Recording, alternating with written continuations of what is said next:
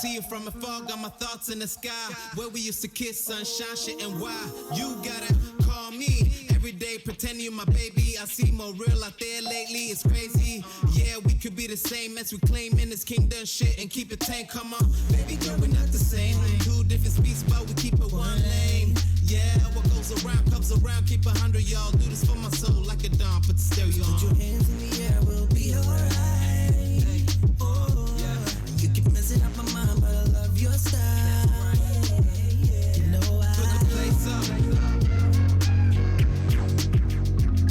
Put my face up.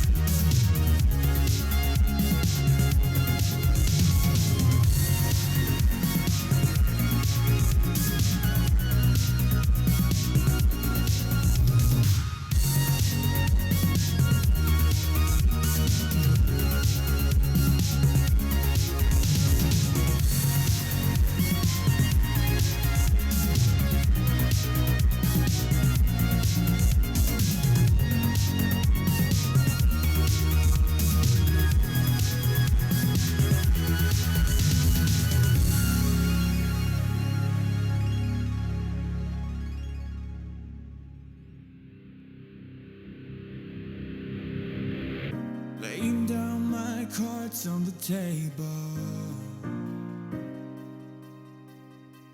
sending out a message in a bottle. Came in through the door like a hurricane, and I hope you won't get fickle, 'cause you swept me up mine.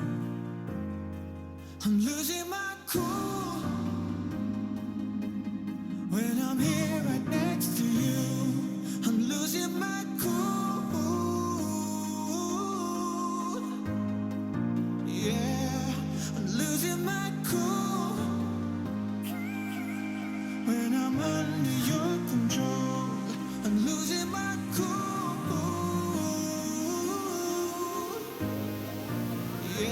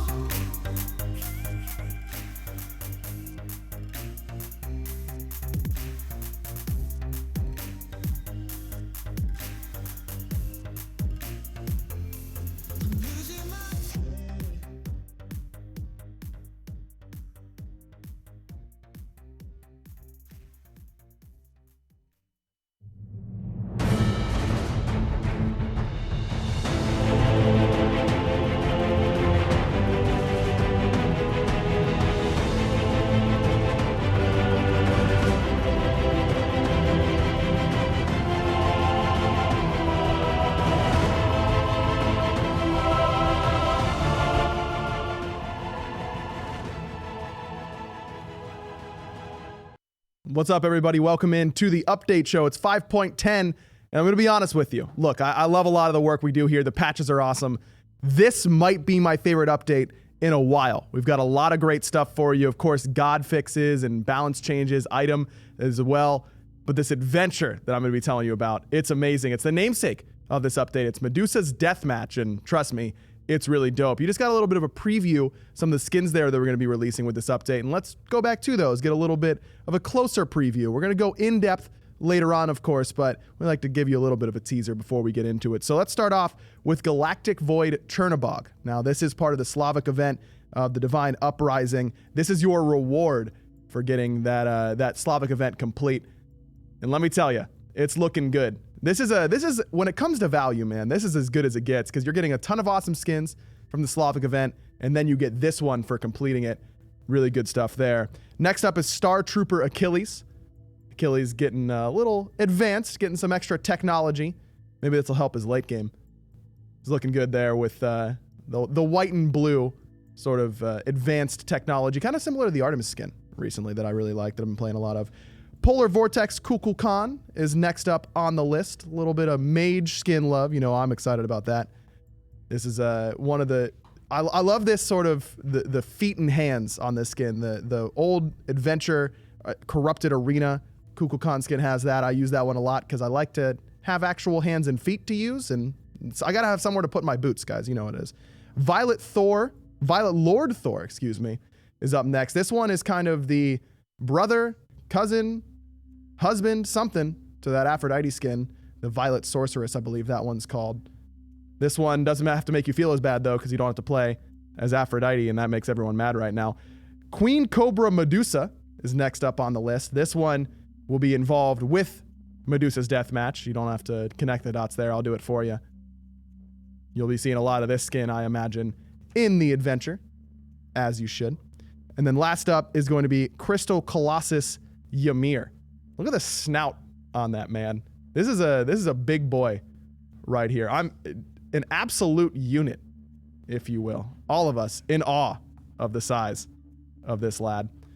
That's the skins that we got coming for you in 5.10. Of course, we will go more in depth, show off voice lines, animations, all that kind of good stuff later on in the show. But we're going to get to the good stuff first. And speaking of good stuff, let's head over to the desk. Gabby and Isaiah are there to talk about some exciting updates in the esports community. Hey everyone, Tigers here with Isaiah, and I'm liking some of the teasers that we've seen so far. Definitely some awesome stuff coming up in 510. Oh, Super yeah. exciting. So all of those teasers that we just saw, which one are you looking forward to elaborating on? Definitely Amir. Yeah. I mean, you just look at him. He's so cool. The purple is awesome. Purple's one of my favorite colors. I mean, That's right. I'm kind of on You that knew. page too. So I had to get with the vibe of what's going on today. But before we talk some general community specific stuff, I wanted to let you all know about what's going on in the esports scene. And one thing is we have some updates with the way that account linking is going to be working with Mixer. You'll be able to link your actual Microsoft account to your high-res account to enable drops within our esports broadcast. So no more copy and pasting, none of that business. It's just added directly to your account. And if you don't have a Microsoft account already, all you have to do is make one through your Mixer account. That should be rolling out within the next few weeks, and we'll be sure to shout it from the rooftops when it is available, so you'll know on SMITE Pro, on SMITE Game, you can find all the information that you need, as well as the interactivity that's happening during the SPL, where we list the different actual players with all of their stats during the broadcast. Have you had a chance to kind of check out Yeah, I that? definitely checked it out yesterday, and it's super good. You're easily, page through all the players in the match, check out what's going on in real time. It's amazing. Yeah, I was actually just talking to FDUP before about that, and then the fact that Mixer, you can really customize your page and everything, your viewing experience. So I would recommend, before tuning into the next SPL, taking some time to play around with that. Definitely. But that's pretty much everything on the esports side. What do you got for us with community? So it's Friday, and it's the start of the weekend, so that means it's time to party. So Oh, this yeah. weekend, you're playing with your friends. If you play in a party of 2 or more, you can get bonus rewards. If you're in a party of 2 players, you get 2 times favor worshippers and XP. If you're in a party of 3 or more, you'll get 3 times favor worshippers and XP. So make sure to call your friends, cancel those weekend plans, and get some bonus rewards. So there's no such thing as too crowded of a party in that case? Definitely not. You Yeah. want more 3 is people? definitely not a crowd. I want some 5-man queues. I'm going to call all my buddies. I like it. I like it. Now, I actually spent a week without internet and without a cell reception or anything, so I missed the spring fling. I had to catch up later. You definitely missed out on a treat. We had an amazing time during the spring fling. We raised over $100,000 for Make-A-Wish, which is amazing. Hats off to the community. You guys are amazing. And we also hit some pretty cool bonus rewards because we hit our donation goals. Oh, yeah. Yeah, so I believe we're going to have a Jeff Henley and Barracuda announcer pack come in. I heard Hi-Rez Avi is going to get some sort of Smite-themed tattoo. She is, and I can reveal to you right now, it will be a Khepri tattoo. So that's right. The because hug we bug. hit those goals. Yeah. So I really love the commitment of a lot of the people here at Hi-Rez. You That's hit right. those goals and really actually putting that forth, and those announcer packs should be good. But Cool. there's also something Yeah, dealing we've got with. one more donation goal. So if Yeah. you guys didn't know, through the duration of the spring fling, there were 2 teams that you could put your donation towards. There was Team Loki main, and if that team won, we would do a special match of the day with all Lokis in a Gemstorm event. And there was also Team Make Him Vanish, and if that team won, we're going to disable Loki for a day. And I'm happy to announce that Team Make Him Vanish won, so on July 4th, there will be no Loki in game. So make sure to call your friends. Don't have to worry about that Vanish. Don't have to worry about that ult. It's going to be an awesome day of Smite. I hear some hooping and hollering over That's on the right. sidelines I hear the already. cries. Yeah, we'll see those faces in just a minute, but it's time for us to venture into the new adventure. Let's take a look.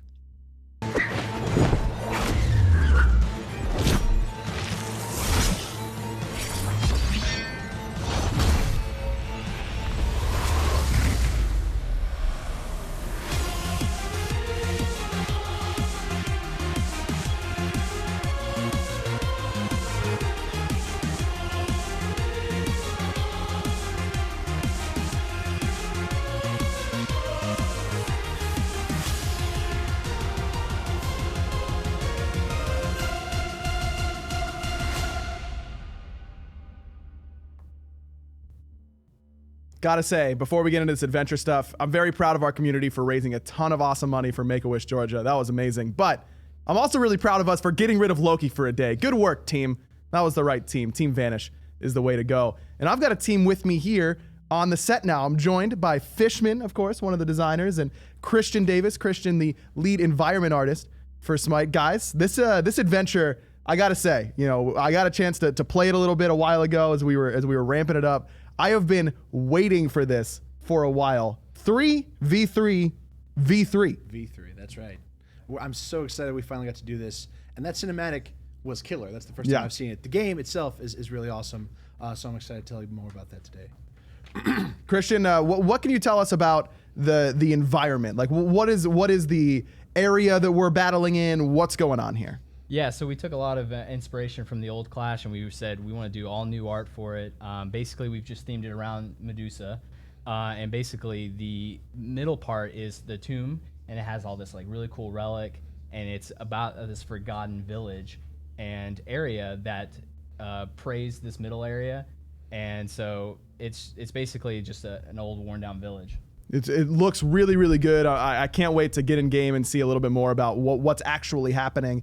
But Fish, tell me about this 3v3v3 mechanic. Normally in Smite, it's just 2 teams. Sure. How difficult was it to add that third team, and how does that change the dynamic of the mode? It was surprisingly difficult. There are a lot of parts of Smite that have been there since the dawn of time that just assume I'm either my team or the enemy team. So if I'm not on my team, I must be on the enemy team. So having it actually handle there are multiple enemy teams broke a number of gods that we went back and fixed, and some like core mechanics like towers and stuff, just all kinds of little stuff that just assumed that, and we've gone and polished all that up so that you can actually play versus yourself and another team after that. You can definitely get a spoiler in there. In normal Smite, it's just one team's ahead, one team's behind. In this, once one team pulls ahead, both the other teams kind of recognize, like, all right, we should really start killing them, otherwise they're going to run away with this, which adds a whole new dynamic to the game of Smite. Yeah, it looks like you can see who's on each team on the top left of your screen there. A nice little, easy to understand UI. So it looks like kind of an arena thing, but Christian, the mini map, I'm taking a look at it right now, it's starting to close in there. Is that what's going on? Yeah, so the map in total is separated by 3 parts, and then right on the outside is this big sandstorm, and it's essentially a fog that the sandstorm encompasses in and pushes all of the players inside into the center objective. Okay, so there is a center objective. What is that center objective? You want to talk about? That's the death mask. So this whole thing is like a refound tomb to Queen Cobra Medusa, and inside you've got this little obelisk with her death mask on it. When you kill that, you get a buff. Your whole team gets a buff for the whole round. So if you see up the top, the UI element says round 2, there can be between 3 and 7 rounds. And for the rest of this round, you're going to have a buff on your entire team that increases your damage dealt, giving your team just a little bit of edge on the other 2. So it really, in addition to the sandstorm, those both kind of push you towards the center to kind of force aggression over the course of the match, so no one can like stay hidden over in little pockets and not have to fight and make it to the end that way. So we're getting a little in depth here, but I suppose we should take a step back and just talk about what the actual mode is. It's 3v3v3, and it's round based. That's right. You just have to eliminate the enemy team. First to 3 wins, right? Sure. So it's last man standing. So of all these teams, the last team that has any members surviving a round, that team wins the round. And then you've got those little, you see the HUD up the top, you've got 3 little pips under each of the team symbols. And the first team to get all 3 of those wins the entire game. And each one of those represents one of the rounds. So it'd be the last man standing 3 rounds, and you got the game. So it looked like there were some potions around the map. There is some element of sustain that you can find there. In the little watery areas, you can see a little healing potion. In addition to retroactive healing, it also gives you a preemptive shield. I believe 5% of your max health, so that you can grab them before you really get into the throes of combat and have just a little bit of edge for that first center objective fight.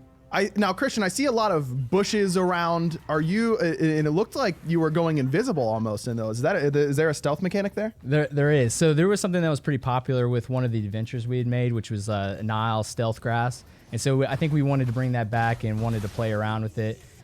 Basically, when you leave your base, there's those potions on the outside, and they're set up with Nile grass that's around that's good for ganking. And basically, when you can go in it, you can stealth and jump on your enemy teams. Or if you're in a big major fight, you can hide in it and get away.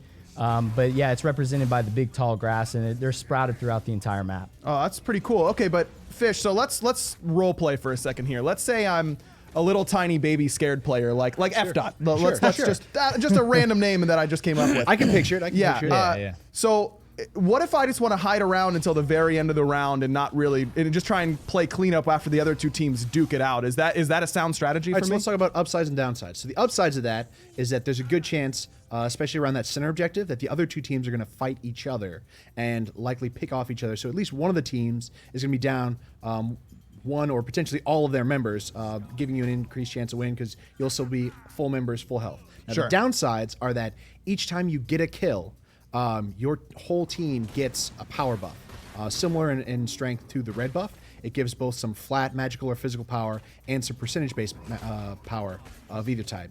And each time anyone on your team gets a kill, your whole team gets that buff. So you can get to up to 3 times for killing one team, and then up to another 2 times for killing 2 members of the third team before you kill the last guy. And so if you're sitting there waiting in the grass as F'd out, yes, you're in going to be this weaker in that crying final a little fight. bit. That's right. Yeah. That's right. Like huddling, Right. kind of like rocking Whimpering. yourself gently. Yeah. Yeah. You're going to have the safety of your whole team and full health, but you're going to be at a disadvantage by not having that power buff for not having participated in those fights earlier. And that power buff stacks, you were telling me It earlier. does, Like, it does. It's pretty crazy. If you start killing a lot of people, like if one team wipes another, you have to get in there quick while they're low before they heal up because this power buff is strong. Sure. So it stacks in 2 ways. One, you can just get one instance of that buff for each person you kill. So you can have it up to 5 times before you kill the last person. The other way it stacks is it starts out really weak and actually ticks up over the course of 10 seconds. So if we're in a close 3v3 and I'm real low and you're real low, I don't instantly become stronger and finish you off. You have a chance over the course of those 10 seconds while it's ticking up before it reaches full strength. After that, though, I'm going to have this full strength buff and you're not, so I'm going to have a huge advantage. And it looks like the healing that you get from getting the kills, the potions that drop, those are little like death scrolls, That's right. Christian? Like, what was the environment as a whole? You know, you're in this tomb, but you've got to get potions and like a buff in the middle. How difficult was that to come up with thematic things that can kind of fit that role? Yeah, so we went through a lot of different iterations, and we talked with the team about how can we divide the outside and the inside, because there's a lot of different objectives. The center objective, and then the outside objectives, and then stealth grass.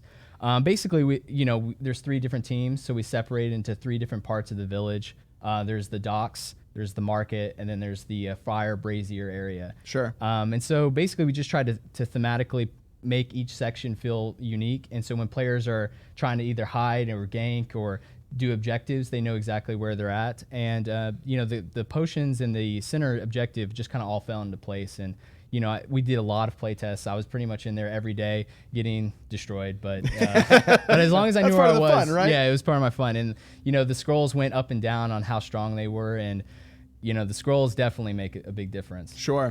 They also separate the rewards. So you get the buff for killing an enemy team automatically. They die, it goes to if the kill's on your team, you get that buff. That's just going to happen. But the heal to help you like be on an even kill as far as health and mana, that you have to go and pick up. And if it's in the middle of a fight, there's some risk to going back into the center, and other teams can kind of plan around you going there and kind of try to set up on the scroll to punish you for trying to pick that up. Sure. So how does the gold work? Like we saw that there were buying items at the beginning and in between rounds. Is everyone getting the same amount of gold, or do you get it based on how well you're doing? So you're going to start at level 5 at 2,500 gold, and then each round, everyone's going to start at that. And then each round, regardless of who won, regardless of kills, everyone's going to get bumped up by the same amount of gold, the same amount of levels, until at the end you're level 20 and you have tons of gold. So everybody's on an even kill each round. Now, some gods are going to be better at the beginning, and some gods are going to be better at the end, just like in our other modes. But as far as actual gold and actual XP, that's matched across all teams. So you can try and make an early game comp like we got to win the first 3 rounds or we're in serious trouble, or you just got to stall, let the other teams win some rounds, and then we've got Mercury and Chang'e in the late game. Both of those should be viable. Dominate. Yeah. And one of the things that helps keep both of those viable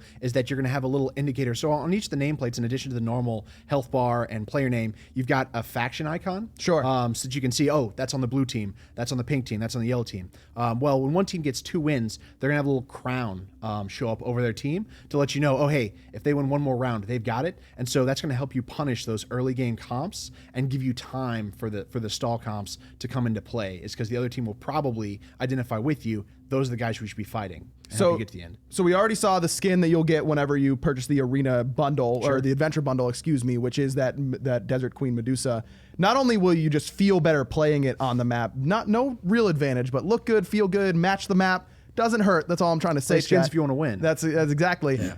What else do you get from purchasing this adventure bundle? So we've got several thematic items. We've got a new musical score that we've got. Okay. We've got the deathmatch theme. We've got a deathmatch jump stamp and a deathmatch ward skin, all of which come with that bundle, as well as, of course, the 2018 gold key, which lets you get our new gold vault skin as well. And that is the Achilles skin that we saw earlier, the right. advanced Achilles. I forget exactly what it's called, but you get it. Close enough. You got what I meant.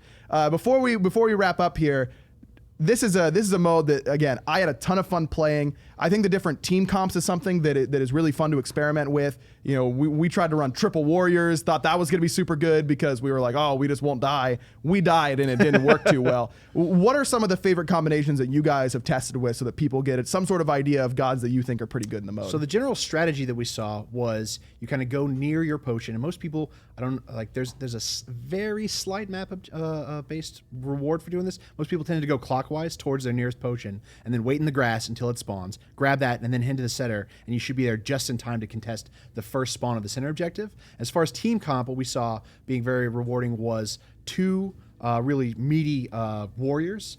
Chalk, Hercules did very well because they've got some self-sustain, and then one damage and healing mage, like a Ra or a Hell. Okay. That threw down pretty well across various balances. What about for you, Christian? I mean, I know you were out there dominating. Anything you touched was working, but what made it feel the least fair to the enemies?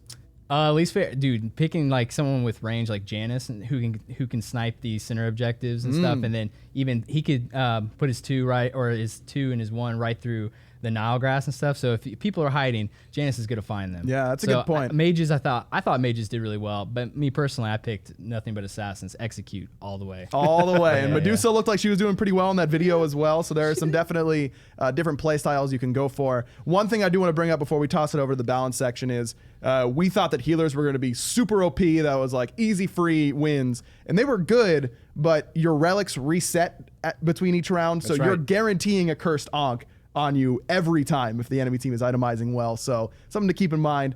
Super excited for this adventure. You guys did an awesome job. Literally cannot wait to play this. Thank you so much for joining us on the couch here as well. Let's throw it over to Hindu Man and Pon. Again, Pon, I'm really sorry, dude. I want to be there with you. I really do. Yeah, it's disappointing. Yeah, well, we got Pon, but we've also got AJ too. No point out from aggro about that for some reason. How you guys doing? I mean, we're doing great. Good. Yeah? Ready for an exciting balance section this week? Oh, yeah. Yeah, we've got a lot of interesting things to talk about. Yeah, Awesome. if people were paying really close attention to that Medusa video, they would have seen one.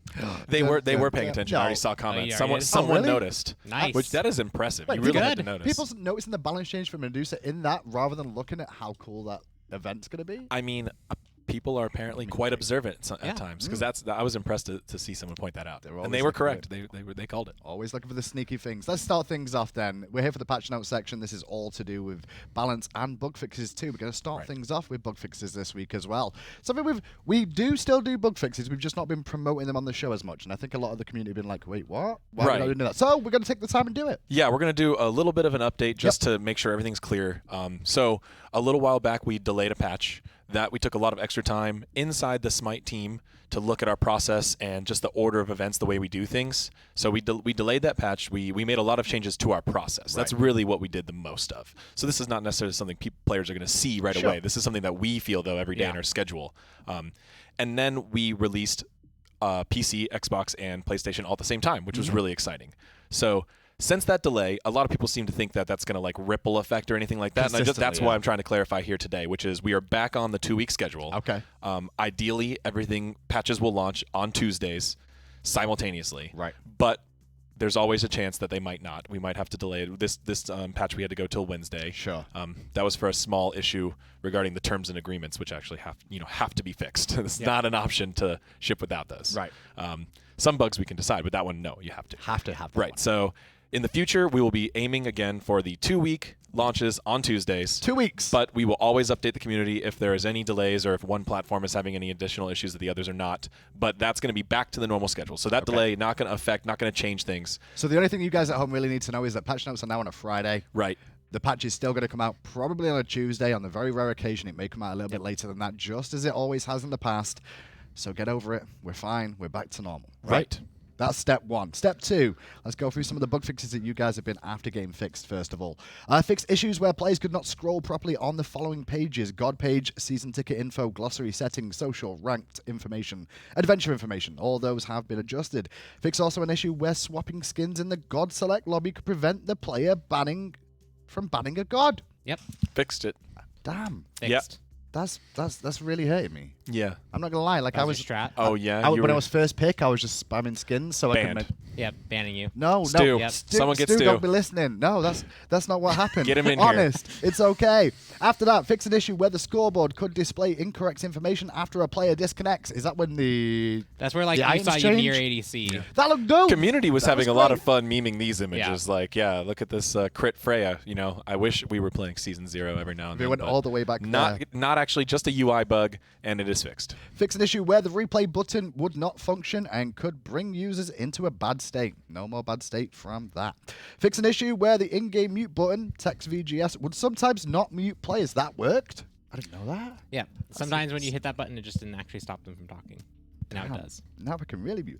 Console only. Fix an issue where viewing a friend recent history resulted in a crash. There you go, console guys. You get some love too. Fix an issue where the thumb mouse button could trigger pings randomly on the mini-map. Oh, that's a This big was a one. fun one, yeah. That's a Certain big people one. with certain keybinds were experiencing this a lot, and it's funny because other players were like, "Oh, I've never had that happen to me ever." It really depends on what you were doing with your, mouse of different brands and stuff with the different buttons. I've got one with a bunch of thumb buttons because I really like thumb buttons. But some games I use thumb buttons, some games I don't. Smite Yeah. not one that I've really Really? used. I I know put- a I lot put of my pros abilities. like to have relics on there. oh yeah, Yeah. that makes sense. Some of those just a quick Another thing to actions add there. is that this is not all the bug fixes for the patch. There's we just more. wanted to pick a select few that were really impacting players. Yeah. There's a lot more small ones. You'll see that on the patch notes. Yeah, when we get to the And actual you God should section, be you'll see seeing a that bit more. consistently on patch notes as we go forward. Long lists of bugs, and we'll talk about the most impactful ones on the show. So item balance it is then. Let's move on to there because that's a couple of the updates. And you can see Heavenly Wings is going to be the first item, or relic I should say, to be adjusted.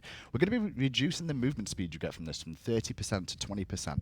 What's the big reason for this, guys? So I think the big goal here is Heavenly Wings had this really powerful play that you can make early on where you picked it up, you upgraded it first, and then if you had a really aggressive comp, like let's say you had a very aggressive support and hunter that could make advantage of this, they pop this and just run down the opponent really early. Right. Which is a cool strategy. That's actually a really cool thing. It's just for the amount of power that you can get for doing this play, it was also really, really good for the whole course of the game as well, outpacing in a lot of other relics and a lot of other situations. So we're turning down the movement speed you get. So if you choose to opt into this really early game strategy, you can still utilize it, but the effect that you're going to have over the course of the whole game off having it is going to be a bit toned down. It's fair. It kind of gives the junglers with speed buff a chance to still be able to chase them down, I guess, if they're going to pop sprint to disengage. Well, the really, whole time. this change came from the results of the LAN and from discussion with pros, pro feedback. We saw this strategy working a lot.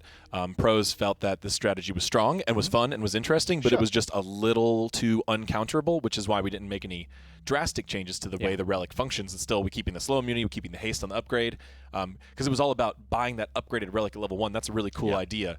But the fact that Heavenly Wings could also do that at level 1, as well as like bail out your entire team to escape a fight when they needed to late game, things like that. So that's where just toning down the speed a little bit should allow for more counterplay and still allow the strategy to be viable. Don't think that is dead by any stretch of the imagination. After relics, we'll move on to Celestial Legion Helm. This is going to get a bit of a buff this patch, it says. This is actually more of text fix.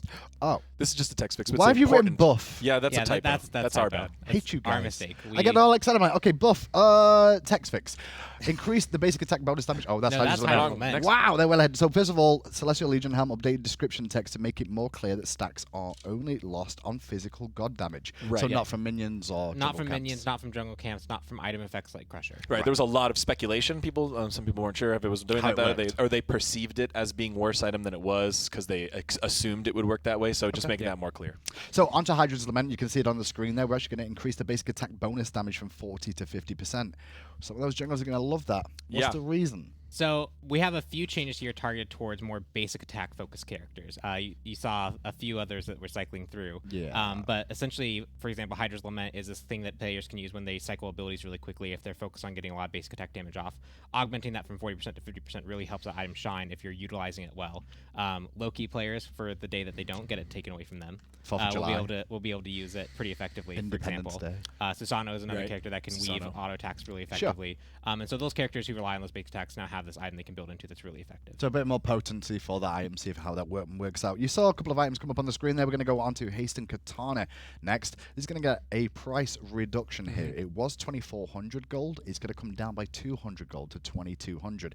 Now, this item's been picked up here or there, but I guess we just think it's just too expensive? No, we really are just focusing on a whole subsection of the assassin class. Right. Specifically the basic attack focused ones. So Right. we have Kali, Bakasura, some of these assassins that are really not prioritized as much as the ability-based assassins. So we're trying to look at their core items and give them some love there. Okay. Specifically, the item statistically seems quite strong, so we wanted to go for a cost reduction just to make sure that these assassins are getting online a little earlier, because the item has pretty intense stats already. It would feel like we were pushing it a little too far, I think, if we went heavier on the power penetration, etc. So we went for the cost decrease, and then we're doing the same thing with the Midgardian Mail. Yeah, I guess this is part of that. Midgardian Mail we saw on the screen a minute Right, ago, we which is fixed the RNG on that item earlier which on. we, mathematically calculating it was relatively even in power, but turns out fixing RNG for consistency is a lot, like even though the numbers don't support it, that's a big buff. Being reliable is actually a pretty big buff. Sure. So we're getting the health coming down on that to make that item a little bit more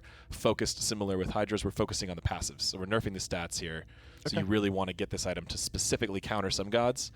Making this not so must buy, hopefully could bring up those basic attack assassins. Okay, also it makes those hyper carries, like you'll focus to get this item for a hyper carry like an Artemis or a Rama, but like maybe if they're an ability base like Chiron, probably not. Yeah. Right? I get that. And Pawn is the Kali and Baka specialist. Oh, so that's why we're getting buffs. Yeah, of course. I'm happy with this patch. This is Yeah. great. It's either mages or junglers. That's all that ever seems to happen now. Item balance graphic. Let's go to that and have a little look at exactly what has been changed this patch. And again, the Celestial Legion is not a text buff, fix. it's a text fix, but technically that is a buff, If you weren't thinking it was working that way. It does work now, Hydra's Lament and Hasten Katana, so junglers Wet Dream, and then Minerves to Heavenly Wings and the Midgardian Mail too.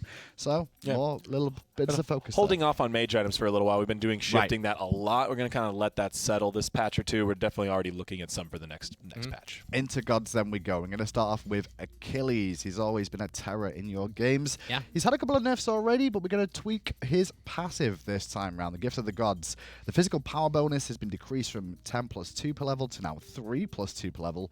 And we've also decreased the passive movement speed from 3% plus 0.2 per level to 1% plus 0.25 per level. So overall, the passive's just been decreased slightly. Yeah, so the power is just a raw decrease, and the movement speed is a kind of more of a shift, but it still is a decrease overall. Right. And largely the decreases are focused on the early game. So Achilles, very potent early game. We said it a few times, and his ability to like scale from the early game to the late game is kind of like where people can catch him. But his ability to fight in the early game is still too high. 10 bonus power really early on is quite good, as we've seen. Oh, right. And so we're turning that down, making it so that the early game choice, you actually might want to go the defensive route, or you might want to go the offensive route. And that's also another reason for this change, is we were seeing a lot of useless of shirtless Achilles, which we We love. were seeing very little. I mean, a lot of people like the shirtless armored Achilles. I mean, some armored would be nice now and again.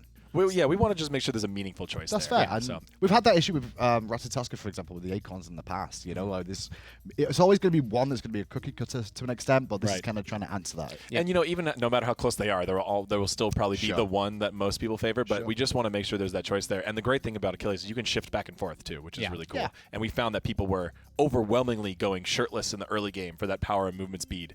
Achilles was, in fact, like the most early game god in the game. So we're trying to toning down his early game bit so he doesn't feel so crazy impactful right away. Yep. Next up then is going to be Chiron. I mentioned him a little bit earlier on, but he's going to get a bit of a buff to his training exercise. We've increased the duration of the CC immunity from an instant cleanse to a 0.3 seconds of immunity, as well as we've adjusted the time at which the cleanse triggers from before the setup or pre-fire to after the setup or pre-fire. So that means the detonation. Yeah, so this is an interesting one. Is that right? Is Not- that how not it- the that's how it not is? a detonation. Oh, I'll walk you through it. please do, because I'm going to be a little bit confused about So Chiron, believe it or not, had a cleanse. He did. On training exercise. He A does. lot of players didn't know that. It was not very easy to communicate visually because people associate CC immunity with the gold glow. Of course. And there's not that many other abilities that cleanse without that Geb shield being one of the only ones. And that is, iconic in its own way, so it's very clearly visual. But so what we're doing here is we're giving Chiron CC immunity on himself and allies in training exercise. That's going to trigger the gold glow. It's going to make it really obvious that training exercise is cleansing people. Right. And it's a really short CC immunity, so it's hard to use in a preemptive way. Sure. But it's mostly a cleanse. We also, once we put that gold glow, you could really see the order of events on this ability, which was relatively complicated, actually. So what would happen previously is Chiron would start firing the ability before, like at the very first second, a fraction of a second, before the ability even appeared on the ground. When Chiron started his animation is when he would cleanse people. Right. Which is just kind of strange and inconsistent for Smite. We wanted that cleanse to be as fast and responsive as possible, but it was kind of breaking consistency and visual rules. We wanted to shift that. So now what you're going to see is Chiron's going to do his animation. It's like a little point. And then the ground circle is going to start appearing. That's when you're going to get cleansed. So it's got a very nice feel to it. You get this very clear boom as soon as he finishes animation, the gold glow goes off. Then we have a delayed period before it explodes and deals damage. And it's 0.3 seconds, so it's a very small amount of time. But at the same time, it can be very impactful. It is. And one of the cool things about the timing shift is now that there's some animation time, you can actually cast it in response to something, get hit by something, and cleanse it. Although so it's very difficult. So on gank attempts, then you could just like training exercise yourself and then start running knowing that you can't be cancelled Yeah, so out. if you hear that like Hoombots blink over the wall, you know he's going to ult immediately. You place that right down there. You'll cleanse yourself, maybe get out in time. Okay. It's also very possible that the other player just waits for a second, though, and then hits you after you cleanse early. And then you're probably dead. There's a lot of skill to there. And didn't we have another change for Chiron that's I don't see on this list? It is not on this list. Is it You're happening? Right. It is happening. I'm very sure that we put that in there. We did a slight increase on Masterful on Shot. there too. Okay, it's just not on our notes. Yeah, Masterful Shot. Great. There we go. Yeah, so this was not quite feeling that impactful. We wanted to up this just a little bit to help Chiron get that bit of a tank shred, a little of more of a mark, right? That's supposed to be attack that guy. Sure. But for 3%, people didn't notice that much. Bump that up to 5%. Still slight because it's easily applied and often applied, but we want it to work on tankier targets and in more cases. Okay. All right, so 2 changes to Chiron then, both in good spirits. Discordia, next up. A bit of a fix here just for you guys at home. Golden Apple of Discord. We fixed an issue where the apple could visually disappear before hitting a target or reaching its max range. Obviously, I've seen that happen a couple of times before, but it's nice to have that sorted out so you can definitely see where it's going. Yep. First of all, now it disappear. After that, it's Guan Yu time. He got buffed. He needed a nerf. Yep. It's a small nerf, I'd say, but in the grand scheme of his kit, but at the same time, this is a big impact to his healing, his sustain. 2 times to 1.5 times his healing. Pon, how is this going to impact him? So I think this is just going to overall bring him down from where the recent buff brought him. He got a lot of utility. He was able to really reliably heal, slow, shred for a lot of like over the course of a fight, he could do this really often. And so when you can 2 times heal for that base amount pretty heavily and pretty reliably for your team, it's pretty good. And we saw Guan Yu really skyrocket in performance. And so when we were looking at him as a whole, we were like, well, what does he bring to the fight? What can we tone down? What are the things that he really excels at? And one thing is healing, and healing is something we've also just kept a really close eye on in general, as we've seen healing kind of sneak its way into the meta, and people are still trying to figure out if it's necessarily a good thing to do or not. But the healing he brought was really high. Tone that down so that he's a bit more manageable to deal with. And then we'll see where he goes. We're keeping a close eye on healing for next patch as well. Next patch, we are already because it's only just started moving that way, and then maybe we'll see some adjustments if required. Yeah, we've even seen some shifts in the pro meta too. Like we actually didn't see that much prioritization of Aphrodite this week. Yep. No, not that much. We expected more based on the land results, but not that much. We kind of went back to Ra and Guan. We're seeing healers though. They're we're seeing them. So Guan Yu, the buff we're really excited about that buff. It's super fun. Just made the god so much more fun to play. His pick ban rate went from like 2% in rank to like 60%, which is a big awesome. Buff. It was a big buff. Bring back an old school god and really make him fun. But he needed a little nerf too. Next up is Hebo, a very interesting god to say the least. A lot of people have been asking for stuff here. Now this is what we call a shift, because we're going to be doing some love to him, but also decreasing some things that players may find frustrating here. So before you all panic about seeing increased base HP from 365 to 400, well, that's the buff alongside decreases HP per level, which is a nerf actually, from 68 to 67. So he gets more base health at the start, but it's less as he levels up. This goes alongside the water cannon adjustment here as well. So we're going to be reducing the amount of damage water cannon does. It was 90 to 290. It's going to start a little bit lower now. 70, still going up to 290 in the late game though. So Hebo's early game healthier, but weaker. Yes. Yeah, so Hebo was really causing a lot of ranked frustration mostly. That's his priority was super high. His performance was very strong. And this this ability that does about as much damage as a normal mage attack was on an extremely low cooldown. Yes. It still is. Yeah, I was going to say, Right? still is. And we love that. You know, the very Right. low cooldown of that ability in that close range and juking around on your river ability later. This is the feel of Hebo that's really important, but we wanted to do a little bit of shift here. What we perceive is definitely more of a nerf. Okay. Yeah. He's getting about 15 HP or something at In the the late end game. of the game and 40 at the beginning of the game, Right. 35. But to sacrifice a good bit of his damage, where he really is a bad snowball character. Yeah. He can, if he takes off early, it's a real trouble. And also he was like crazy squishy compared to a lot of the other mages. So Yeah. want to just take a look at those stats and look at those frustration reasons. Yeah, So, he was, as he you can see was- by the numbers as well, I mean, realistically, everything has gone down in terms of damage except the last rank of that ability is going Yeah. to stay the same. Yeah, and so you can see like he ends about the same power level as he does currently, Right. but in the early game that's where you have the largest bit of the shift, and that's also where he's the most volatile, where he can really snowball suddenly Sure. or get shut down suddenly. Evening that up so his power is a little bit more consistent, a little bit less frustrating to fight against, scaling to the same point. And affects wave clear too, if you didn't Yeah, notice we'll be that. keeping an eye on Well him done. though, because he's Yeah. still surprisingly highly prioritized in ranked, although not necessarily so much in Well, just SPL. like Achilles, he's a pub stomper. That's what some of those guys do. Kukulkan, a bit of a fix for him this patch. Whirlwind fixed an issue where the tornado that appears on targets afflicted by whirlwind would appear horizontal. Yeah. Oh, I haven't Weird seen visual. that one too I've not much. It seen sounds that, but okay. interesting though. But I'm It's- glad we it's- fixed there's it. some fun screenshots. That's Okay, interesting, good. that's for That's sure. good. Also, another fix for Kazumbo in here. Watery Grave, reduce the forgiveness timer between... Oh, this isn't a fix, it's more of a buff, I guess. It is a is. buff. It is a buff. Okay. Reduce the forgiveness timer between individuals to hit back from 0.7 to 0.6 from this ability. This was due to a bug where players would most likely not get hit 4 times in his ultimate, even if they should have. Oh. Yep. Yeah, it was a weird.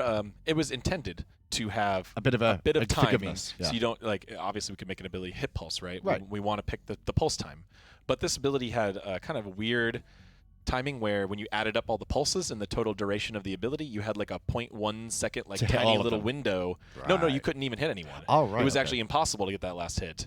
So you had essentially what was a whole like 0.6 seconds of wasted time Oh where my they gosh. looked like they were in the ultimate. And we just buffed Kazumbo as well So last we patch. fixed that to make his ultimate gotta have total mercy on this. duration hit the number of pulses match up. So Yes. we'd actually had a secret nerf on him and nobody knew about it, and now he's been buffed. It's always been Yeah. like that for Sure, quite a while. but I'm this saying, like, that's specific kinda what it issue. is. It's But now kinda it is cool. a buff. It was something more Okay. of a frustration or a feels or like a weird feedback thing where like, holy cow, it felt like that guy was standing in my ultimate for quite But I a didn't while, but get it him. didn't hit him because 0.7 seconds is actually quite a long time. Sure. In SMITE terms. Yeah. Just shifting that to 0.6 a little bit, making sure you get that extra hit. Okay, well, Chiron trend exercise maybe needed there. Medusa buff as well. A couple of people noticed it, and it's a small change to Viper Shot. It's going to get a bit of a, I'd say, the Hachiman treatment of basically as you level up Viper Shot, you'll get more shots available for Yep. that. Medusa has seen a little bit of play, but at the same time, she's still on the lower end from what I understand. Yeah, so in SPL she's on the lower end of scene play, and additionally overall performance Right. she's been on the bottom end of Hunters for quite some time. Yeah. We've been watching her really closely because she has the potential to really impact a team fight Yeah. and impact trading really well. But we just haven't seen that this season, especially as Hunter builds have kind of stabilized out a bit after all Okay. the early changes. And so Medusa, after seeing her sit that low for that long, seeing the fact that like all the other shifts haven't really helped her or brought her into light, giving her some love so that she can trade a bit more effectively in the late game. It just feels like there's sort of right ability to look at doing that on as well, because she's got a lot of damage already. She's got a great control in team fight, so maybe this is just the last little tweak she needs. Yep, and you have to land them. Okay, that Yeah. makes sense. You got to land the damage. Next up, Naja with a bit of a fix here. Windfire Wields fixing an issue where the target hit by this ultimate could move side to side when landing, so they could kind of reposition themselves. Yeah, it's like a Very slightly. complicated ultimate, a lot of stuff going Yeah. on. But players with the proper timing window on their way back down, there's a little bounce, a little knock up, Right. and good players were moving themselves out of Okay. the way. So now you're going to always knock straight up on that. So when you always get straight back down. Always, yeah. Okay, well, it makes those Scylla ultimates a little bit easier for mouse spots. If they Yeah, make those things raw too combos, seasoned. etc. The Naja Scylla. Naja Ra is popular. Naja Scylla is the most famous one. Yeah, that now one's through fun. the years.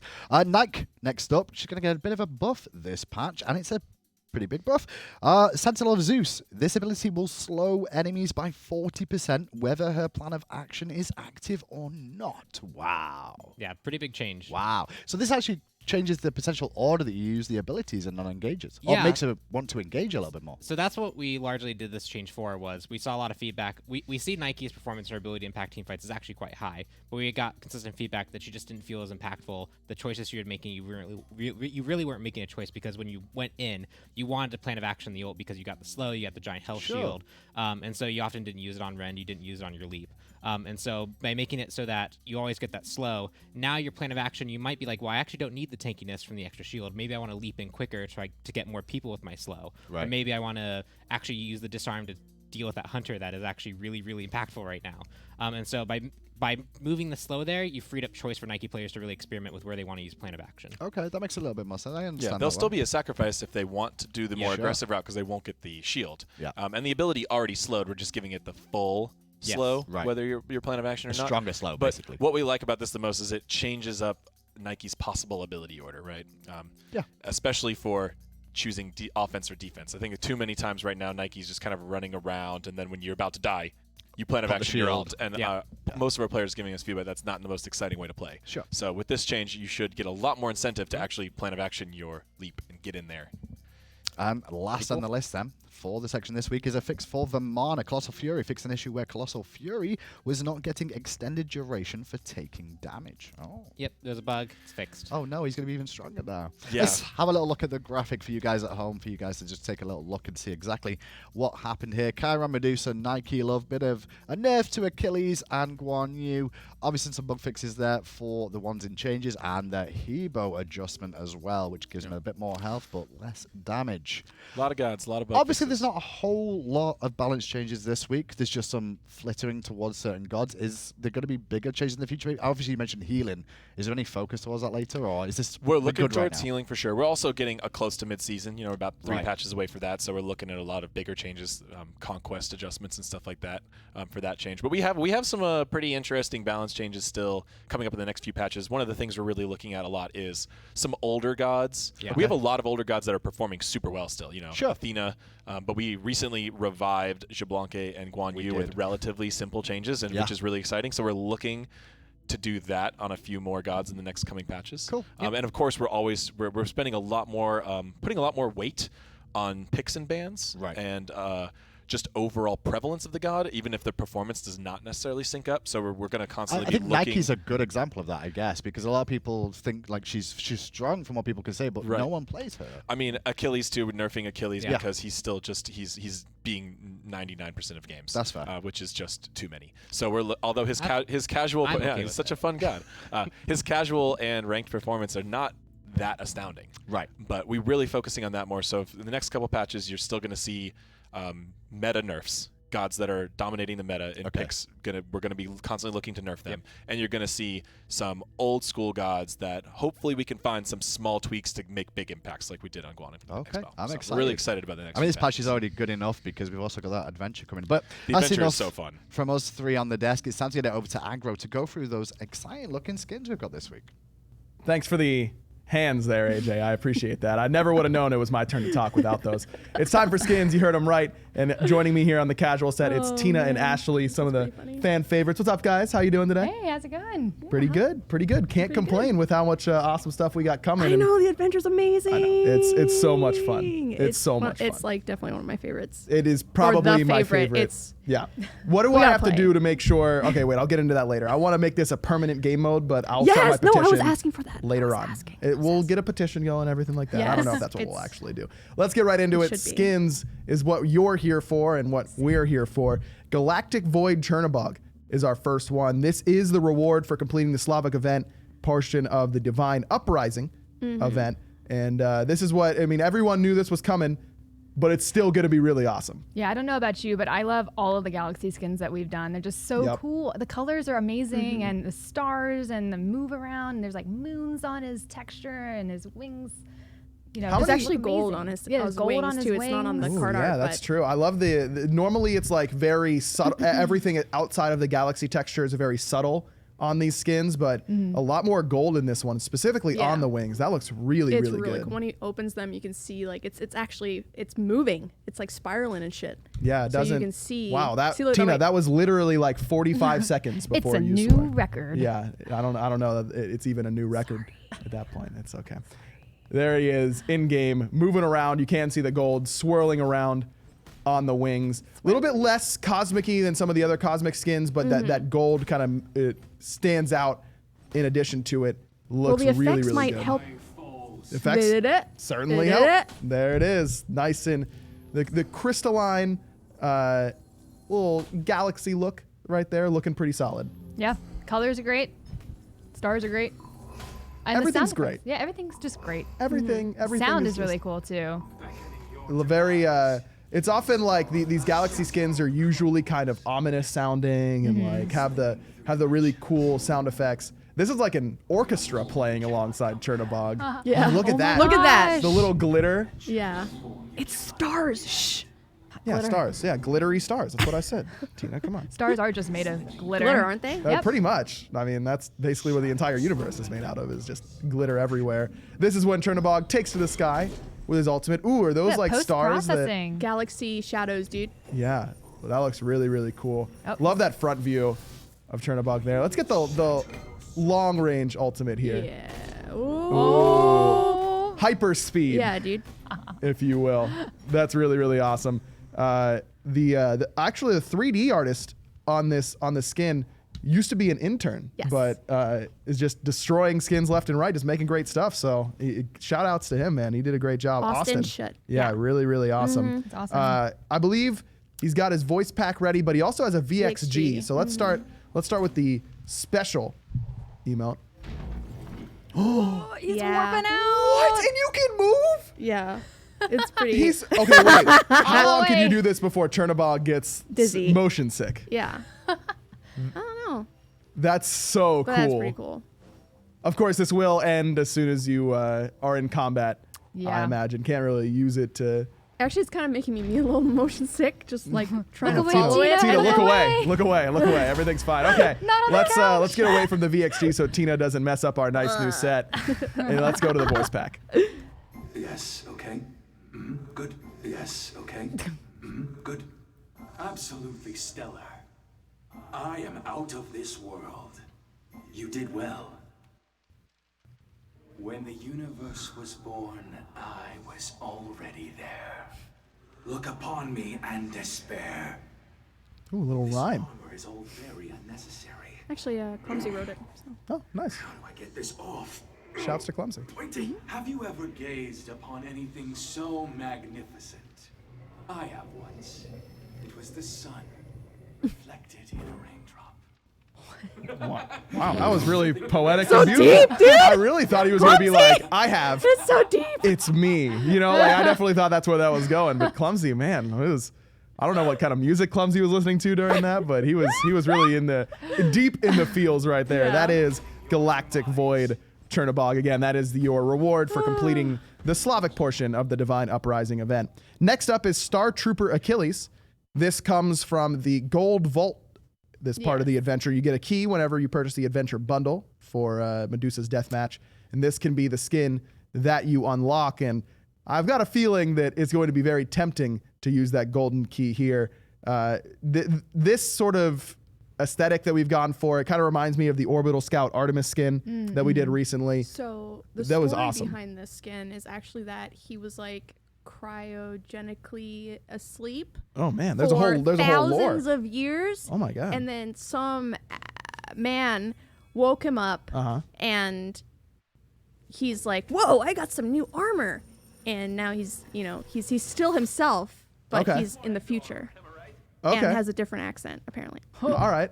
That so there's a whole story behind this. Yeah. There's the unarmored version, it looks like, of Achilles. Not quite the bare-chested beauty of the regular skin, but instead it got some enhanced muscles, if you He's will. got some Is this going to be appropriate, Tina? fiber optic. What is it called? Fiber The stuff- optic abdominals. abdominals. Nice. Okay, that was appropriate. Glad Yeah. that surprised me there. I like The audio attack sound nice and cool. It's not as heavy as his actual spirit sounds like. He's got a nice lightweight new galactic light spear. Right? Yeah. Right. That's Right. exactly what it is. Yeah, thank you for covering me there, Ashley. Tina was not about to go in there with me, but you had my back. There's the ultimate fatal strike. Looking really cool. Sounds, I like the voice lines that are going along with it. Definitely still has that Achilles swagger to him. Yes, so he's still Achilles. He just, I guess, got a new voice box, and now he's American. Well, now he's got a thing on his face. That's changing his It voice. changes your accent. Yeah. Yeah, And he he got a haircut. Right. Just may make him fit in more with his new galactic Exactly. friends. Exactly. You know, he won't exactly. be quite as strange. Let's take a listen to the voice pack here of Star Trooper Achilles. Wow! Good stuff. Good stuff. Yes, you did well for yourself. Oh man, I am something, aren't I? Didn't he need to teach you to fight? Ha! Don't bring a knife to a laser fight. Whoa! I'm a hero in the past and the future. Ah. I'm a legend. That's the, there's the lore. Yeah. Stupid. I thought humans were more advanced now. There's a I whole like story it. here. That VEG is my favorite, though. Can I get It's another? the same actor. So. Can I get another listen to that? Man, I am something, aren't I? I love that. That is one of my great. favorite VEGs. It's Rico Fajardo. He's like the best to work with. He's amazing. He really is something. Yeah, isn't he's he? great. There he is. He really is something. Star Trooper Achilles, again, that is part of the Gold Vault. You get a gold key whenever you purchase the Medusa's Deathmatch Adventure Bundle. Next up, Polar Vortex Kukulkan. This is part of the Divine Uprising, so if you want to get that Galactic Void Chernobog skin we showed off earlier, you definitely got to get your hands on this one. I was saying during the little preview that this reminds me of the skin from the Corrupted Arena that we did before, where Kukulkan actually has feet this time. Yes. I love it. I love the... Feetsies. He looks like a dog wanting belly rubs. Yeah, he does. Yeah. A lot- Yeah. a lot Just of not like people. on the ground. Right, like but like upright, floating. like erect. Like and you're like, okay, we could have used a different word, but yes, yeah, if like if my dog had like it means wings, straight. Okay, it came out as straight first, and then perverts changed it to make it sound different. All right. Sorry, Tina, that's me. Anyways, let's get into what the abilities actually look like. Kind of like the Ooh, that sounds really cool. It sounds kind of similar to the snow Scylla skin that has like a lot of those icy Like effects. crystal sounds, Right. kind of like Skin's name, I glass forget. breaking against each Yeah, other. yeah. Ooh, that's kind of more accurate, right? Like less about snow, but the iciness of it. That typhoon looks so cool. Yeah. So normally we have those tornadoes swirling around, but we wanted more of like an ice pillar. So one of our tech artists, Chris Smeller, actually worked on making those not spin the same way they used to. So it's a bit different now. It's a different effect. Ooh, that looks really, really good. Yeah, definitely, the iciness is well conveyed, but has its own little look. Here's the ultimate. Woo! There he is. Spooky. That is one icy dragon Oh my god. right there. And Yeah, that's some GOT stuff. I was literally about to say, don't spoil anything for anyone, Oh, sorry. Tina. Sorry. GOT meaning God. milk. No. Of God ice. God. Ice of- dragon. God. Oh yeah. Yeah, Trains. that's what we were talking about before. when yeah, okay, that's fair. Yeah, let's listen to the voice back. Oxiv Tra. Oxiv Tra. Astounding. None compare to me. You're so cool. When you find yourself frozen in place, wondering where it all went wrong, remember, you had a chance to flee. Ooh. How do you applaud at a poetry slam for frost dragons? Cold snaps. Wow, we went real deep into the bag for that joke. Milkshakes and mortals who dare scale my mountain. Simply for a beast so cold, I have a hard time chilling out. Tina, who did the voice pack? Pompon did. Shout outs to Pompon. Oh, but who's the voice actor? Oh, the voice actor is Doc Morgan. Oh, Doc wow. Morgan. Well, let's get some cold snaps for his Cold snaps. Good slam- job, Pon. his slam poetry reference there. All right, next up, Violet Lord Thor. This is also part Bring of on the the daddy. Slavic portion of the Divine Uprising event. In the back there, is that the Aphrodite skin? Yeah, it's his friend. They're just friends right They're now. I thought just they're friends. brothers and sisters. Oh, that's why they're friends. Just friends as boyfriend and sibling girlfriend? friends, but also not Not siblings. wait, that can't. Right, they're not you have to pick one here, incestual. Tina. They're like, right? they're like, are they friends or are they? They're just friends. They are hanging out together in one way or another. But they look the same. But they have matching armor and look very cool together. Wait a minute, that's not a. There's no hammer part. No, it's a scepter. He's got a scepter. Go Yeah. ahead, Oh Ashley. well. I don't want to spoil it, but there's a little bit of magic going on with the scepter. It's his magic scepter, but Am I just gonna get beat over the head with a magic scepter? Nope. There. Oh, you were wrong. Ooh. Pops out. Okay, so That's a hammer. Out of combat, it'll look like a scepter. In combat, it goes to the hammer. Oh, that sound is so good. Okay, there is something, I don't know what it is about Thor, but whoever does the auto attack sounds for every Thor skin just nails it. Like, I love the bass sound of Thor's auto attacks. I love this skin sound of the auto attacks. Someone just has a fascination with making awesome hammer sounds. Yeah. And they really do a good job. Look at that. Yeah, I want to believe the auto team just has like pots and pans, and they just like hit different pots and pans with different metal spoons. This sounds like getting beat over the head with a mythical hammer. Yeah, let's go with that. Yeah. There's that tectonic rift looks really, really cool. Kind of a golden, spiky wall. It's instead. architecture, dude. It's like golden spiked architecture. Here's the ultimate. Wow, that awesome sound. Dang. Dude, the sounds on this skin are insane. Which is cool because the Aphrodite skin, the sounds are really good, but the visuals of like the turquoise birds and that kind of stuff is what really gets me to love that skin. And this one has really great visuals, but the sound on this one is really standing out to me right away. Kind of like the sound team's really stepped it up. The recent Ra skin, that Sun God Ra, like the ultimate like Yeah. like it's got really the same iconic. sort of thing here. Yeah. Really, really Good awesome. job, audio team. Good job. Cold snaps. Cold snaps. Oh yeah, cold cool. snaps, Yeah, cold yeah, snaps. yeah. All right, let's take a listen to the voice back here for Violet Lord Thor. Your courage is that of a bear. Truly astonishing. I am truly one of a kind. I Yes. have seen infants cry less often than you. Are you just going to stand there like cowardly dogs? All right. Who brought the gnome to an orc battle? I'm not going to be a chaperone. What do you call a dead dwarf? Good riddance. Wow. Sounds like Thor should take a tolerance class.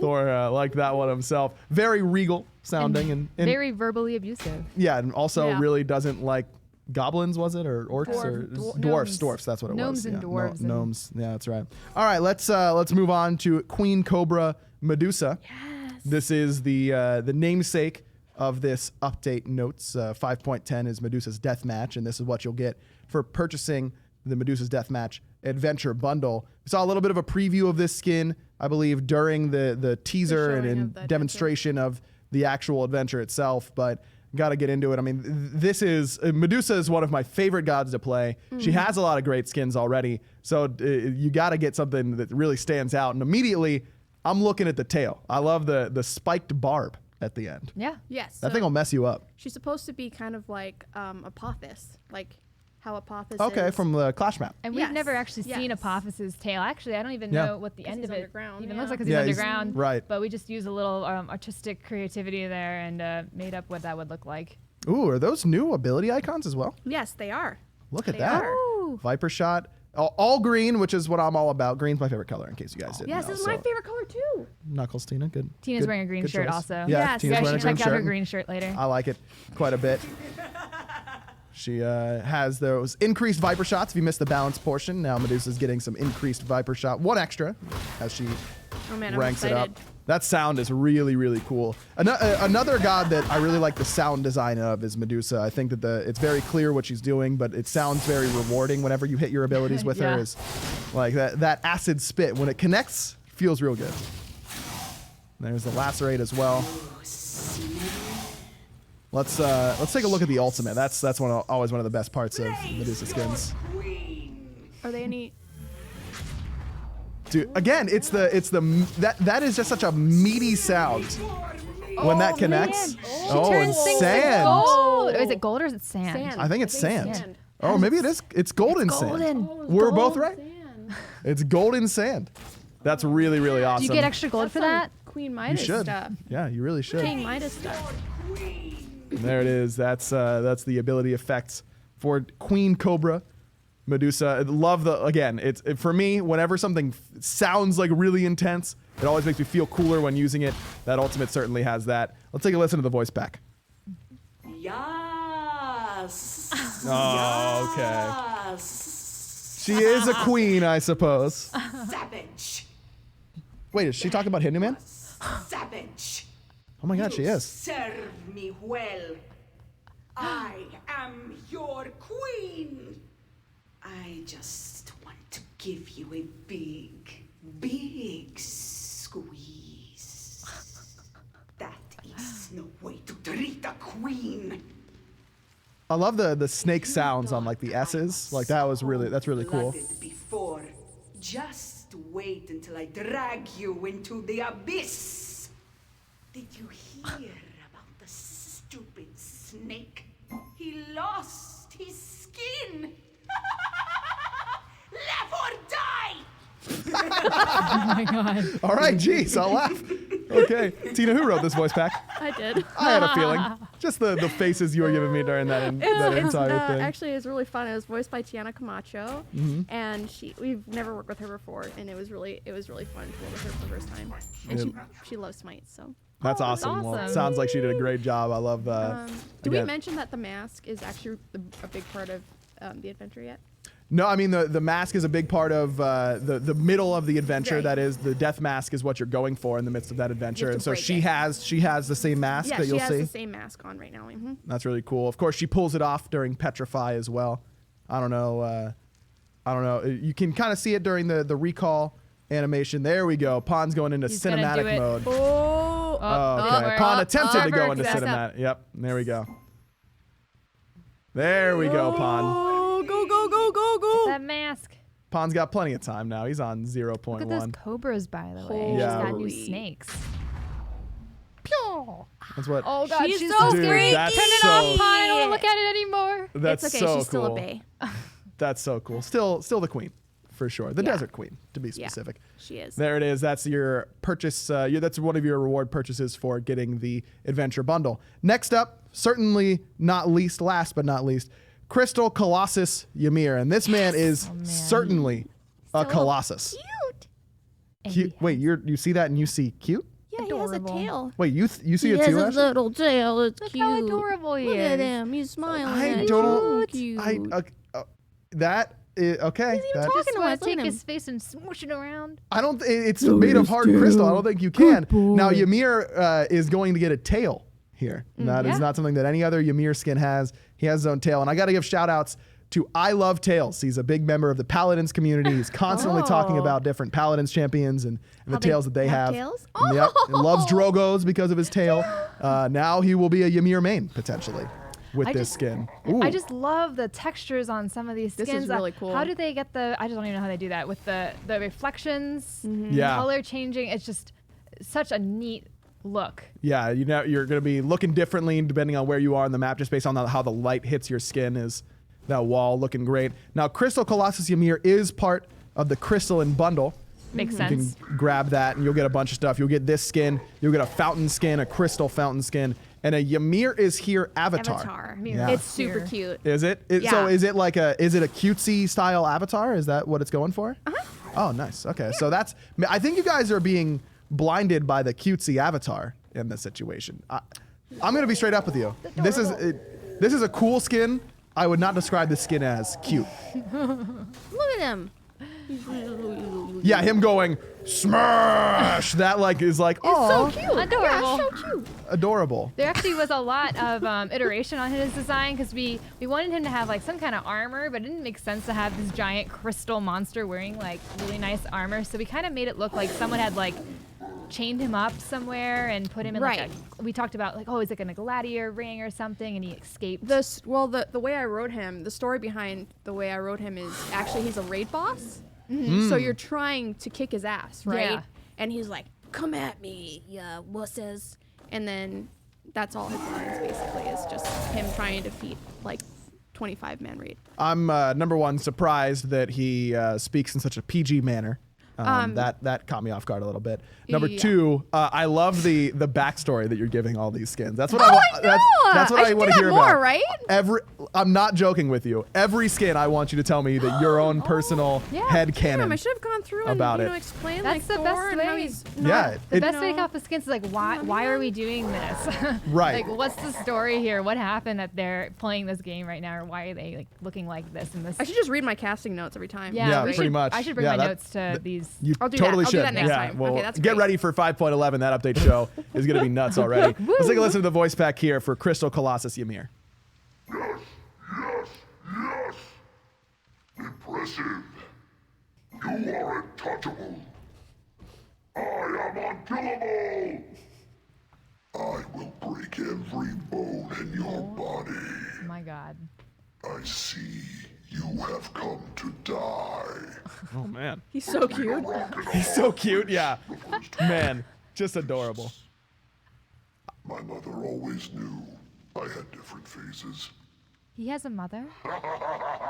Yeah, what's the backstory on his family? Joke, okay? Bosses have different phases. Oh, raid true. bosses. Okay, that's all right. No, Tina, I'm there now. Thank you for explaining again.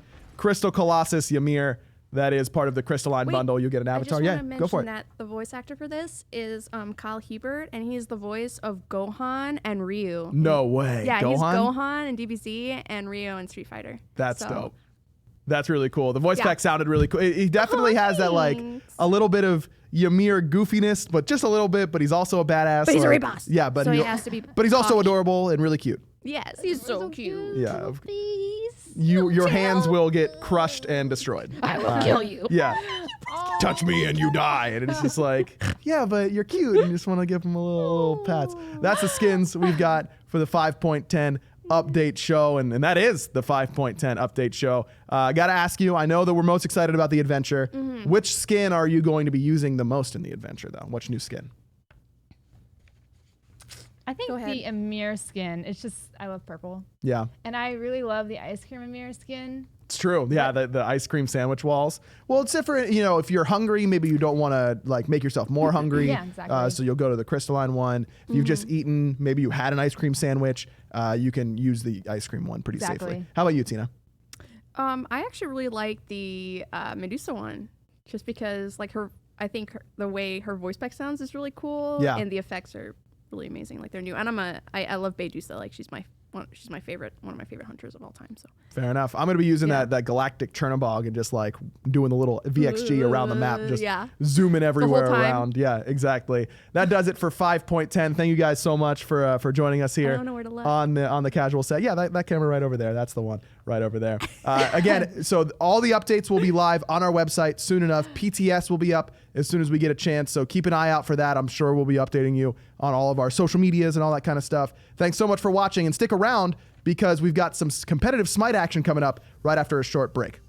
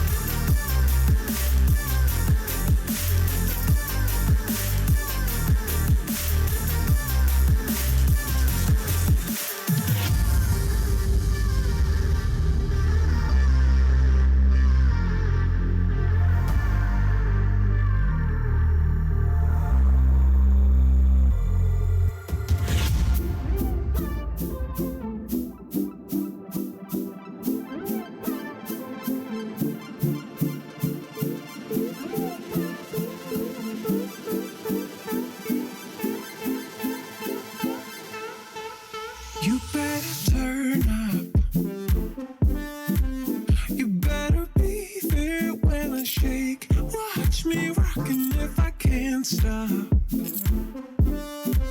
If I should fall, just go ahead. Go and catch me, baby.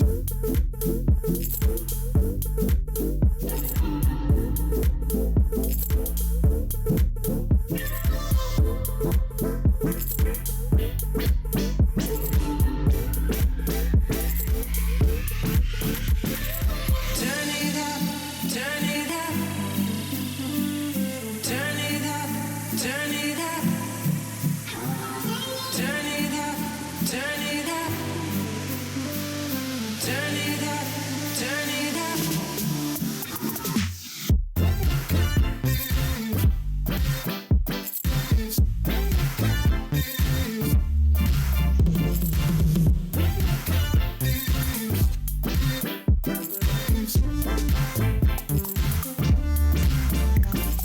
Join in.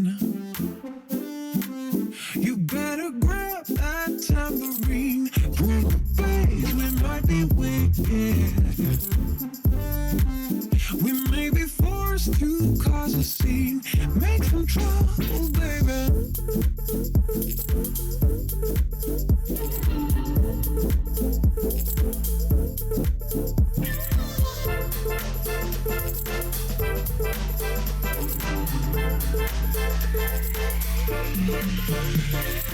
Turn it up, turn it up. Turn it up, turn it up.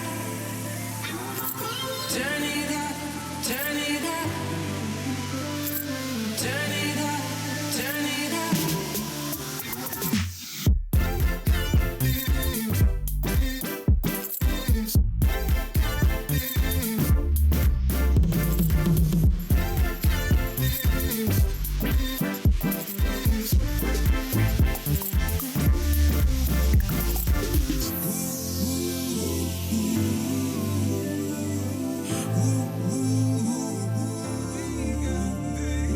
Ooh.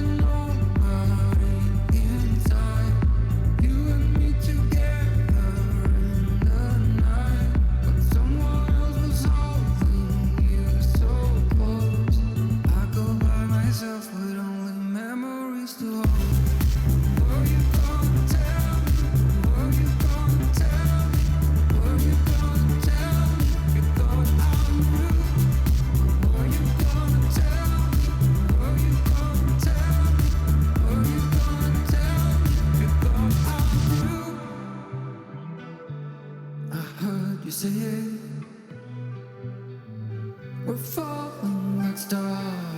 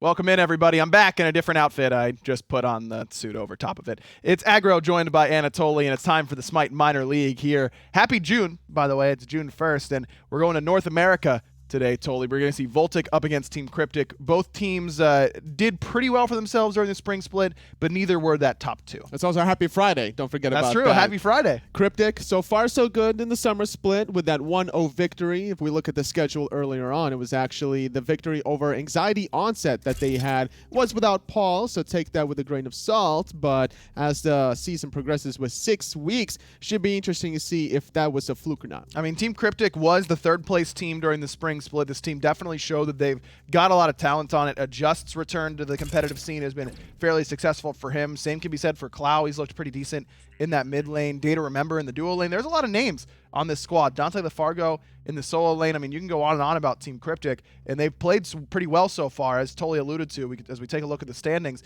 they are sitting at a pretty good spot right now overall. Second place at 1-0, having that victory over Anxiety Onset. But today against Team VOLTIC, this is their first opportunity to play a game during the summer split. They did make a roster change. Mineral out in the support role, Sabbath in. Sabbath with Sops, it shouldn't be too much of a stranger. They played together a couple of times here and there, especially in their rank category. So this is two interesting matchups between these two teams. And you mentioned Dante LaFargo, but on the flip side, Bra on VOLTIC also plays fantastically in the solo lane. Could see a lot of just contested picks between these two solo laners. It feels like solo in the North American Minor League is one of the more competitive roles, that being that a lot of them are very, very talented and pretty close to one another. There doesn't seem to be one guy who's consistently dominating the solo lane every game. Solar Troll will have great games. Mando Warrior will have great games.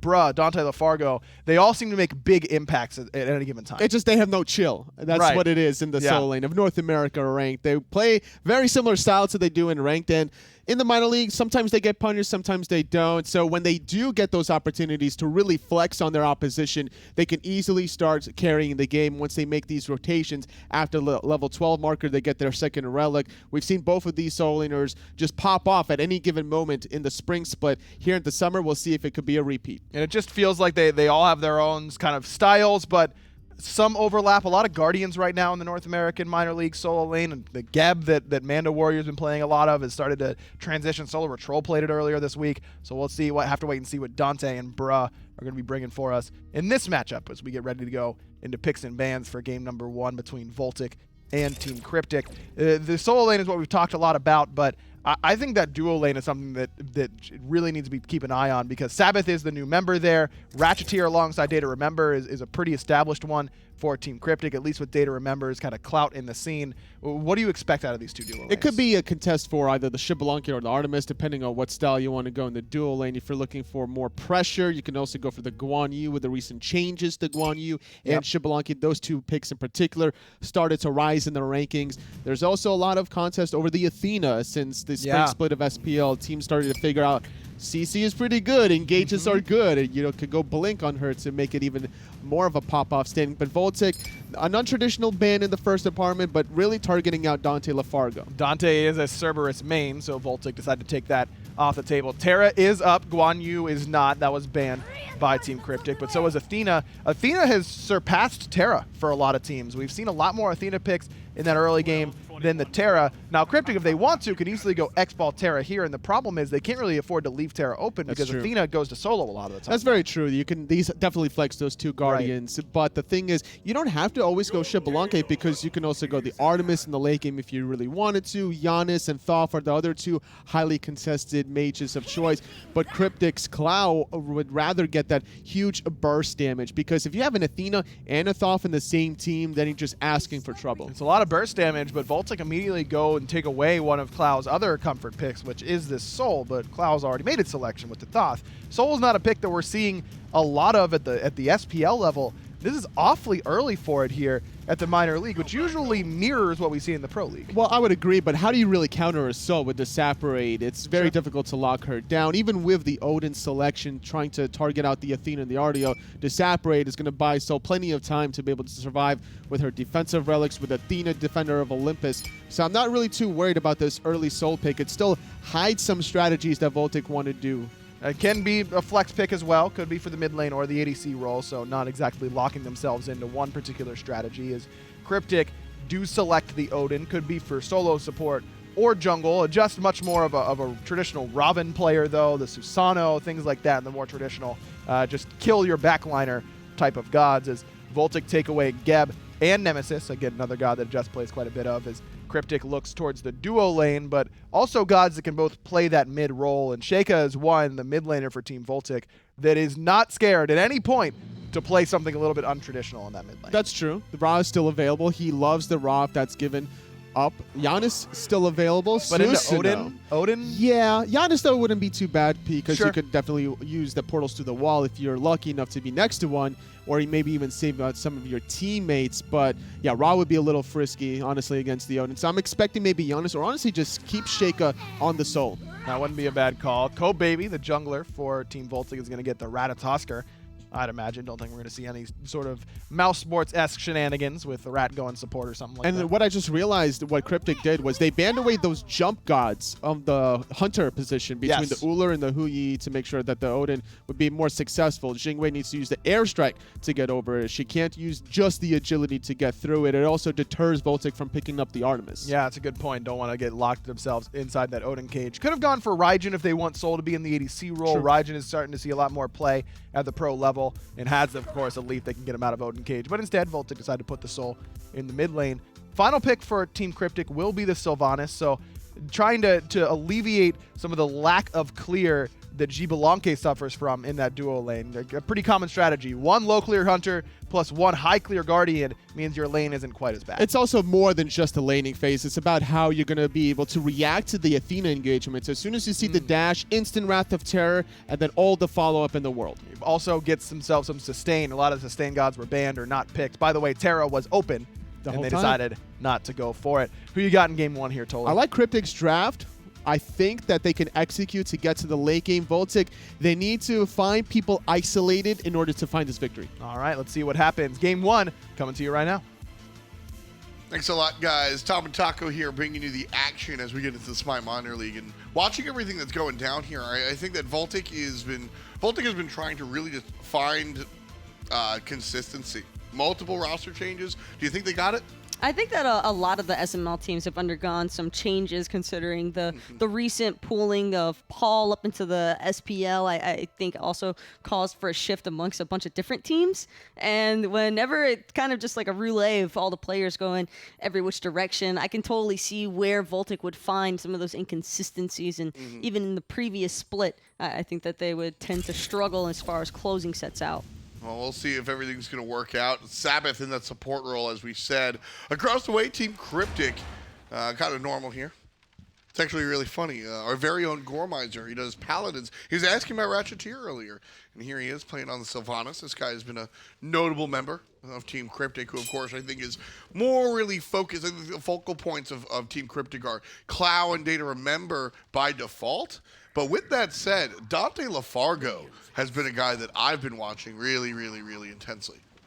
Dante is a different individual when it comes to the solo lane. You are never really too sure of what is going to come up next in his god pool. I think that he's definitely one of the variety solo lane players that we have in the SMITE minor league for North America. And it's really cool seeing his flexibility amongst a lot of different god choices. And I think that the Odin here is actually probably an unconventional pick for Dante. and that's kind of what I like about Dante is, I mean, everybody paints me as a guy that likes the unconventional, and that's true to a certain extent. But what I really like is things that work, and that's what Dante does. He'll pick the weird stuff if it's going to work, but at the end of the day, he'll also just be Odin. He's just looking for the W, and I respect that. Speaking of which, Bruh does seem to be getting the better end of at least the early clear. Odin not wanting to overextend there and making sure that he still gets credit for that big creep of the blue buff. That way he'll be a little bit closer to level 2. As you can see, he's already ticked into 2 and instead of Bruh, who's still sitting at level 1. Yeah, it's certainly going to be something to think about. The Guardian versus the Warrior. Traditionally speaking, the Warrior will have general control of the lane early on. And later on, level 8, level 9, level 10, the Guardian might come take over. But Ardio's a character that generally kind of stalemates the lane.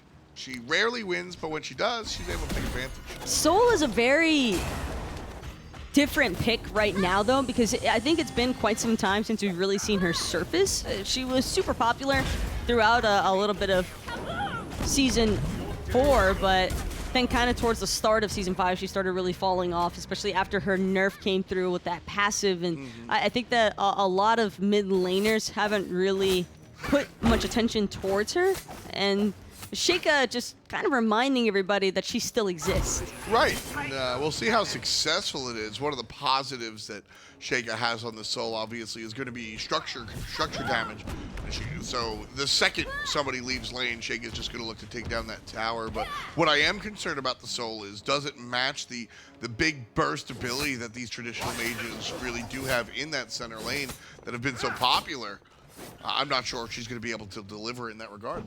The early game, though, you kind of expect to go in favor of Team Cryptic. Just looking at these compositions as a whole, Odin, Sylvanas, and Xbalanque, I think, can all pose enough of a threat in the early game phases that Team VOLTIC might not necessarily be looking to play super aggressively into their team composition, and this right now is probably the period where Clow is most vulnerable. So as long as Cryptic are able to aid Clow to like the mid-late game relevancy, then VOLTIC should have some concerns about who's going to be the member that actually has to stay on top of him, because a lot of that responsibility most likely going to get directed towards Coat Baby. You know, it's interesting. I'm going to bring up something that you said way at the beginning of that statement. You said that Xbalanque would bring power in the early game. That's very different from the classic traditional thinking that Xbalanque is one of the latest game characters. Break down your rationale. I do say that primarily because of the fact that Sylvanas Clear is practically uncontestable by most every other support. And I think that no matter which way you look at it, as long as a Sylvanas is in the lane, you should have the ability to outclear any somebody that you're up against. Well, for me, it's also one of the changes that Xbalanque had. Xbalanque is viewed as a late game character because his wave clear is bad, so he's by default not an early game character. And the way his passive works, he gets power for each kill, right? And so 6 kills, that's the end of the game. Well, with the recent change, Xbalanque now gets 5 power for player damage, for 1,000 player damage. that's something you can do much, much earlier. So while he doesn't have that clear, Sylvanas is going to have it, and that passive change really changes the identity of Xbalanque from a hyper late game hunter to something a little bit more interesting. I like the way that Data Remember and Ratcheteer chose to play that too, because right around that 4-minute mark is where you can generally expect the jungler to be hitting level 5. Usually they should be on par with that, at least at a competitive level of play, and Cope was sitting around that like dual lane mid lane section, and this is what they were waiting for initially and why they backed off. I think we're playing the lane passive, gonna be able to knock up Ratcheteer, and again, Sops just getting it back to back with the knockups. And going for the secondary kill as well. Cope's able to pick that one up. First blood going to the Hunter, second kill going over there to Cope. Baby, you called it, you broke it down, Taco. I mean, that's a play that you've got to be ready for.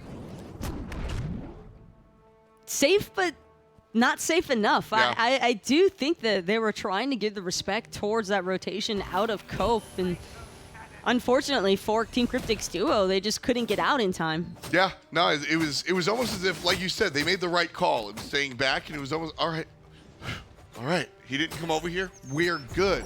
Nah, man, not going to be okay. With that said, definitely want to see some vision coming out from the guys on Team Cryptic, and Ratatasker vision is largely different than where you're going to put wards versus other characters. Rat and Thor have always demanded your ward game change a little bit. A little bit, but I think that Ratatasker, you can usually hear him coming, and like I said, in the duo lane especially, you almost are anticipating getting ganked off cooldown every single match. Yeah. So it's hard wanting to play the aggressive stance in that duo lane, and if anything, it's got to be Bra, who's actually on the lookout now from the Susano. Nice stun coming out against the Just, but the RDO gets blown up. The Raven Shield going to do the work there. Dante LaFargo picks up his first kill of the contest. So a strong response right now. At least it just was able to find something elsewhere, and I think that that's always important. And speaking of which, Go Baby could actually find himself in a whole lot of trouble getting forced out of that Ratatasker ultimate.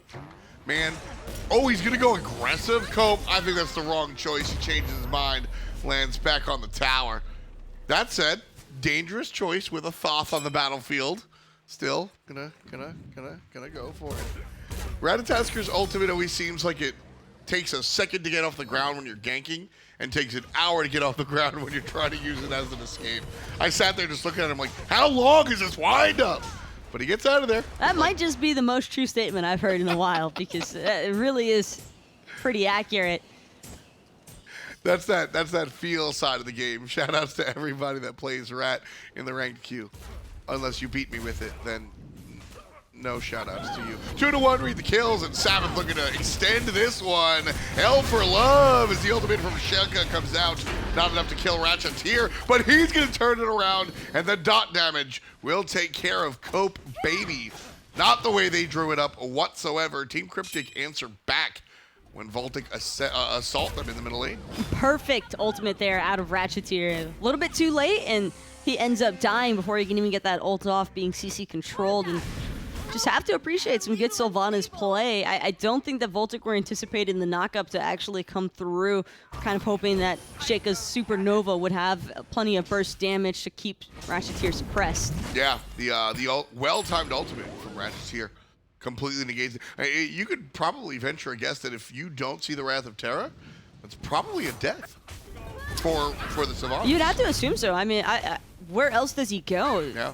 Cope could have probably chosen to just continue aggressing into it, and Sheikah's got enough range with the Stellar Burst, I think, to follow that up nicely. But the Darkest Night, that is, I think, the main victor of that engagement, because as soon as Day pops that ultimate, everybody from Cryptic in the mid lane at the time starts to try and back off, and that's the opening that it just needed in order to fully punish Cope Baby for having pushed up so far. Yeah, really nice play there from everybody else, who just obviously doing the dirty work, but the dot damage from the Sylvanas not to be ignored, and he goes ahead and gets the kill. Itemization coming out for the players, nothing too out of the ordinary, but on the right-hand side, Dante LaFargo trying to deal with two players. Also, not that far out of the ordinary. Athena ultimate burned, and that be that. But Defender of Olympus, not really needed for Team VOLTIC there. I mean, it's Dante who should be the one scared and playing passive, but he's still matching up with Bruh. Getting blinked on here, going to be controlled by the Rat. Big taunt coming out from Sabbath. Odin still jumps away again. Shoutouts to the darkest of nights. Just chasing one down. Cope's going to go down the hard way. Now, Cardio stuck as well. Gungear's Might slows her down and just on the front side. Here comes Sylvanas as well. The up down from the Odin, not good enough. Bra's dash gets interrupted again. A perfect ultimate from Ratcheteer. The pull's good as well. Oh, Clow from a distance gets the third kill. That one was all about Ratcheteer. Such an insane punish to happen to for VOLTIC. Sop's not even healthy enough to try and take down the Skull Fury. Data Remember could possibly steal it, but Rising Jaguar can't close the distance. He won't be able to make it in time, so VOLTIC not completely losing out from that solo lane overextension, but taking the Gold Fury in comparison to losing 3 members in a tower, I can't really say that that's the winning call there. Not at 10 minutes, unfortunately, but I think that's what that's VOLTIC sitting there. They have to get something, right? I think the worst conversation is if all that happens and VOLTIC wind up empty-handed, right? So that was a forced Gold Fury, and I really respect that call. It'll keep the gold disparity intact, and as in that's not really existent at the moment, but the experience factor is starting to come into play here. Cloud's already sitting slightly ahead of Sheikah. We see some level disparities between Day and Sop, surprisingly enough, but I think that's just because Sops has been alone so often. But Dante's lead over Bruh is pretty substantial to note because of the fact that he's playing the Odin. This is the early game potential that you are expecting to come forward with this Odin pick, and now that he has the level advantage, that's going to open up a lot more heavy rotations in favor of Cryptic. When you talk, well, Bruh's going to get stunned and pulled, and there's a nice stun from Bruh himself. When you talk about characters falling off, right, quote-unquote, fall off in the late game, hold that thought. Odin's getting a little Cryptic. There's a nice cage. Cope maybe going to be stuck. Blinks out. Nice job trying to wiggle away from combat. And Team VOLTIC going to group up and dissuade everybody.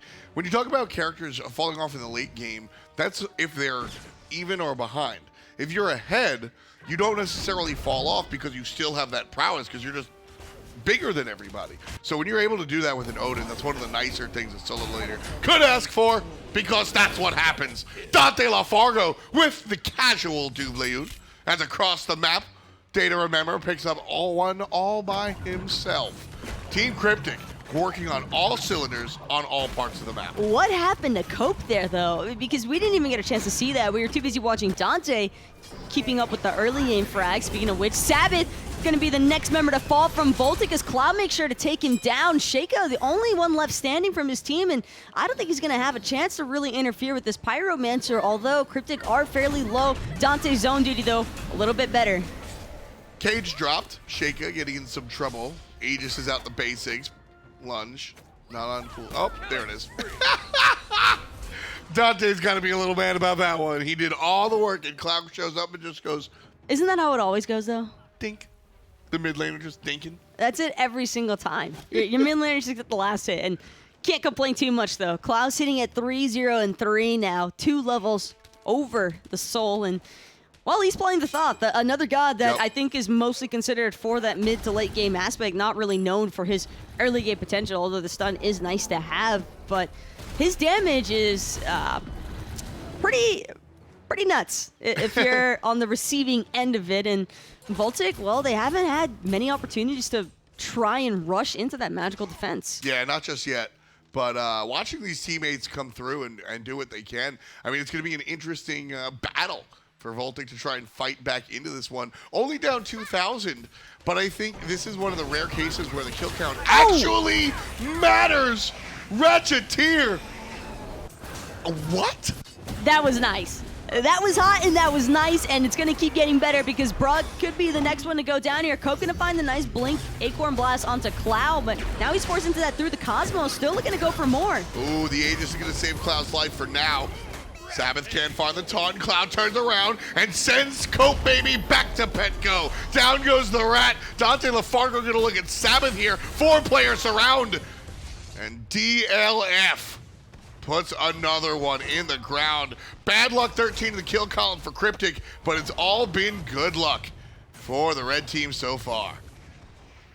Cryptic have amassed a pretty heavy lead so early on in this game, and Bra trying to make up for it where it matters. Just can't really seem to breach through into anything, though. Every single opportunity that Cope has tried to initiate for has just come up short and usually led to more than just one member of VOLTIC dying in the process. Man, got to go back to that Sylvanas play. Ratcheteer has made a number of high mechanical plays. Sylvanas pull, for those that haven't played the character, is a slow ability that already requires you to have the foresight and to read the opposition. You don't get a chance to react. You have to be proactive with that heal. Now, working off of the pull from Adjust, Ratcheteer sends the pull out before Adjust hits the siphon, meaning he's predicting that Adjust is going to successfully hit it and where he's going to pull the player to in a 0.1 of it. That was very, very, very mechanically intensive and very impressive, and that one you gotta save. Teamwork makes the dream work. I say it all the time, and for good reason, because as long as Ratcheteer keeps the follow-up that strong, it's going to be hard for VOLTIC to fight their way back into this one. I mean, Cryptic are already up 5,000 gold now from what was originally just a 400 gold disparity. Not even 10 minutes ago, it's just exploded wide open in a matter of small engagements. Yeah. Because it hasn't even been like just one massive team fight. It's just been numerous little picks all across the map where VOLTIC has looked for the initiation factor and then just gotten completely turned and bopped on. Cryptic also doing a great job of just keeping their pedal on the gas. Here comes Gold's Fury, knocked down. Cryptic is going to still secure it. VOLTIC couldn't handle that one, but this fight looks like it could be positive for the blue squad. Ratcheteer in some trouble, and Sop's going to take him down, but Adjust and Day get not 2, but 3-2 for the Hunter player. Bruh on the run, Dante LaFargo trying to chase out, and Cope Baby just barely escapes the mid lane mage. Same can't be said for Bruh, though, because when the rat gets away, that leaves only the bear to play, and Bruh did not stand a chance against these 4 members from Cryptic. Pyromets has already been collected, by the way, so I'll just go for the next best thing. Fire Giant. The only player here to play defense will be Cope Baby. He doesn't have an ultimate. If he does get into the Fire Giant hit, the Athena could ultimate him, but already gone is the Fire Daddy. So VOLTIC will just sit and watch. Level 13 is... Well, I take that back. Sops is actually level 14, so it's not all terrible, but when it comes to Phoenix defenses, stopping the siege potential from a thought that's insanely far ahead of you, that's going to be a bit of a doozy. Dealing with a thought that's ahead of you is always a doozy, but watching this particular matchup, I feel bad for Sheikah today. I think Sheikah was playing the Soul kind of nicely in that early to mid game, and this is an example of a game where Cryptic are just playing well, but I think that Cope's repeated attempts at trying to get his team back into it have kind of worked against him. When you look at the pro level players and they make the gank and they fail, they'll make a second one and fail, put your head down and farm, because you're just not that useful after that. Cope committed to it, and it was a problem, I think. And this is the result. This is kind of why I'm saying that I feel bad for Sheikah, because there's nothing he can do about that. Cloud going to be in trouble as Bruh shows up, but the entirety of Cryptic is here. Locks up Bruh, uses the Phantom to get on out. It's not even just the cage to keep Bruh locked inside of it, but it was also to keep Sops out. Sops isn't going to want to venture inside of that Odin cage to look for the kill onto Cloud, meaning that the peel is successful. Now he's going to have the opportunity to just heal right back up thanks to the Wisp from Ratcheteer, and he's still playing even more aggressively, dashing forward. And Sabbath going to get pulled here. Tier 2 tower under attack. Cryptic kind of slinking away to look at other things. Love the Emperor's armor from Dante LaFargo. This isn't an item that you should buy in every game, but they're just sieging. They're looking to rush. That's what they're doing. Credit to them. Bruh's here. Big knocker from Ratcheteer. Phoenix under attack. There's trouble, though, as everyone else is under attack. Cloud gets one. Jungle gets another. And it's going to be 2 players down. 4 Team VOLTIC. Dante LaFargo wants to turn that to 3. Not rushing the Titan just yet. Cryptic looking for the left side Phoenix. There's still 2 T2 towers standing, so fortunately enough for VOLTIC, I think that Cryptic recognized they should probably take out those T2s before looking for the game end. Clow playing Zone Master against Sops will take out more than half of his HP off of one cycle of his abilities. 707. That's Cloud's slash slide, not the latest airplane coming out. That's an incredible one. 5-0-13, and Justin's crushing it. 4-0-10 for Dante LaFargo. Support player Ratcheteer, 1-11, and a slew of things that won't reach the scoreboard. And even Data Reamer, 3-1-7. We don't count his though, because he gets credit for being Shivalanke on a Darkest Night from across the map. So he's just 3-1 and whatever? He's 3-1 and whatever. He's been there in spirit though. It's the thought that counts. He's definitely there for the moral support. That I can attest to. But I really like seeing the way that this Cryptic roster has come together, at least in game 1 here against VOLTIC. I mean, these guys aren't just your everyday schmucks on VOLTIC. This is a pretty strong roster that they've got going. I think where things went wrong for them, though, was purely in the draft. I definitely think that we're probably going to expect a little bit more of a response in game number 2 here. I don't see VOLTIC going as risk first reward in terms of taking such passive farming lanes early. Well, yeah, I mean, these are good players. They're certainly not your everyday schmucks, but VOLTIC not going to be eating dinner tonight, or at least in game number 1. Team Cryptic ahead by a slew of everything that's relevant. 13,000 gold, just about. 17,700 as far as the experience. It's 20-3, by the way. And we're 20 minutes in this game, which also is a surprising pace. You don't see this type of kill lead right now. at 20 minutes. They've got to keep it going. 21, like 1 kill every minute.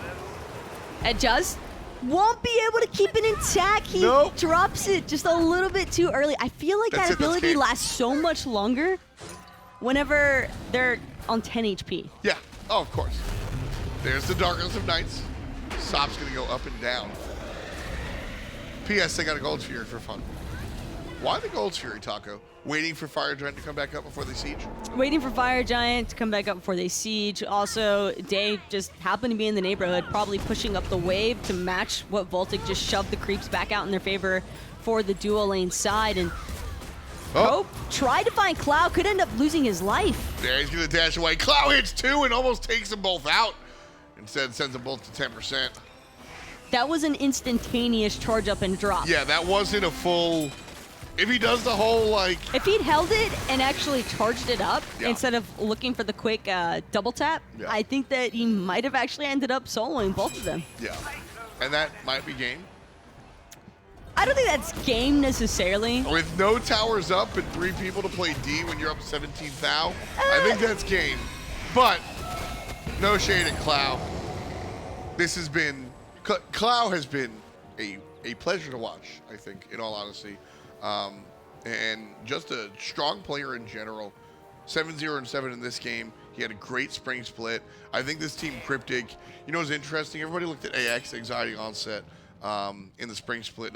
They were the de facto best team easily. Paul moves up to the Pro League, right? Pain to Beyond moves on to a separate team. Now Team Cryptic, I think, in the spring split was a team that you sat there and went, this team has legs. They probably don't win today, but maybe tomorrow. I think this split is the tomorrow. This is a very good roster. It could possibly be, but very nice to me. Has actually been looking very nice. Oh, wow, as Ian's well. crew. And it's hard to call it so early on, but there's definitely some pretty stiff competition in the North America SMITE Minor League. It could even be argued the same amount is present in Europe right now. So I think that overall, the minors have done a great service to a lot of our players. Yeah. Nobody's saying FML, it's the SML. This has been a real pleasure to watch these guys come out. There's a ton of talent slightly below the Pro League. And Paul is such a great story because I think it's really excellent. I think it's a great opportunity. I think this is better than the formats that we've had in the past, if I can be so honest. And I'm very excited to see everything come out. Cryptic started the team fight early. Sabbath goes down. Coke Baby goes down. Adjust. Doesn't have to do a damn thing, just taking care of business here. Jump on top, down to the Fargo, one, find it. Cloud does! 23 like Jordan. And Team Cryptic just pushing it. Sop's going to be put away. So will Sheikah. That's the game. Game 1 to Cryptic. Whew. That was... that's certainly one way to end the game and send a message. Cryptic, unable to really try and respond or do anything at all. That game kind of just got away from them at the very start. I think that being unable to find the kill onto Dante in the solo lane when they invested so much of their team resources early on in the solo lane is what really just put VOLTIC behind from the very start. Would like to see them maybe prioritize their attention elsewhere, like Clow, for example. Yeah, this was a little bit problematic. On the side of Team VOLTIC, I think you can recognize the fact that Coat Baby failed at farming. He just kept looking for the ganks, and I think that put him behind a little bit. But at the end of the day, I think the core thesis of this game is Cryptic's insane. I think they just outplayed their opponent. I honestly didn't hate most of those early game ganks from Cope. I think that it was just unfortunate because they didn't have the needed follow-up for it. Exactly. And so he kept going once they were already behind, and then the damage becomes an issue because you're just a couple levels behind the enemy team. You're not going to deal nearly as much. Exactly. That's exactly where I was at. Unfortunately for VOLTIC and their fans, they do fall, but best of 3. They could come back. Let's break it down. Thank you very much, TNT. It's A&T here on the desk. Look, Cryptic just looked like the better team in that game, but I agree with Taco. For me, it kind of came down to that solo lane gank pretty early on. Dante gets away with this much health, and all of VOLTIC get away with no health. That's kind of what happens when you're dealing with an Odin. When you're in the solo lane as an RDO, you're already in a hardcore counter matchup. The Odin cage, you have no healing, you can't get out of the cage, and considering he went teleport at level 1, you're not having Phantom for either yourself or your teammates. So once the counter rotation started happening around that 9.5-minute team fight, that's when things really started to expand for Dante Lafargas. He started to separate away from Bra. He made those rotations really happen, and the Odin was just a nightmare to deal with. The Odin was really big, but a lot of reason why he survived, I think, was that Darkest of Nights coming out of the duo lane. That's the power of X-Ball, right? He's doing great damage in the late game, but in the early stages, he saves your solo laner and turns it around and helps you get a 3 for 0 in that lane. Clow got a kill in that. Adjust got a lot of farm there. Adjust played really well on the Susano all game long, but that just really set VOLTIC so far behind. He was patient in the beginning, Adjust, as it was Cope Baby that found the first 2 kills in that dual lane gank. But then once these rotations started happening, Adjust was anything but quiet, finishing off the game at 7-0-14. The Susanoo was just a highlight performance. Yeah, this Odin selection for Dante was really, really important. We talked a lot about the solo lane coming into this matchup and how they like their Guardians, and sure enough, Bro goes for the RDO, but Dante says we can still play the Warriors and brings it out and shows how potent it can be. And Odin is, I think, in a spot where he's getting a lot of love because a lot of healers are in the meta, and he obviously shuts those down very well.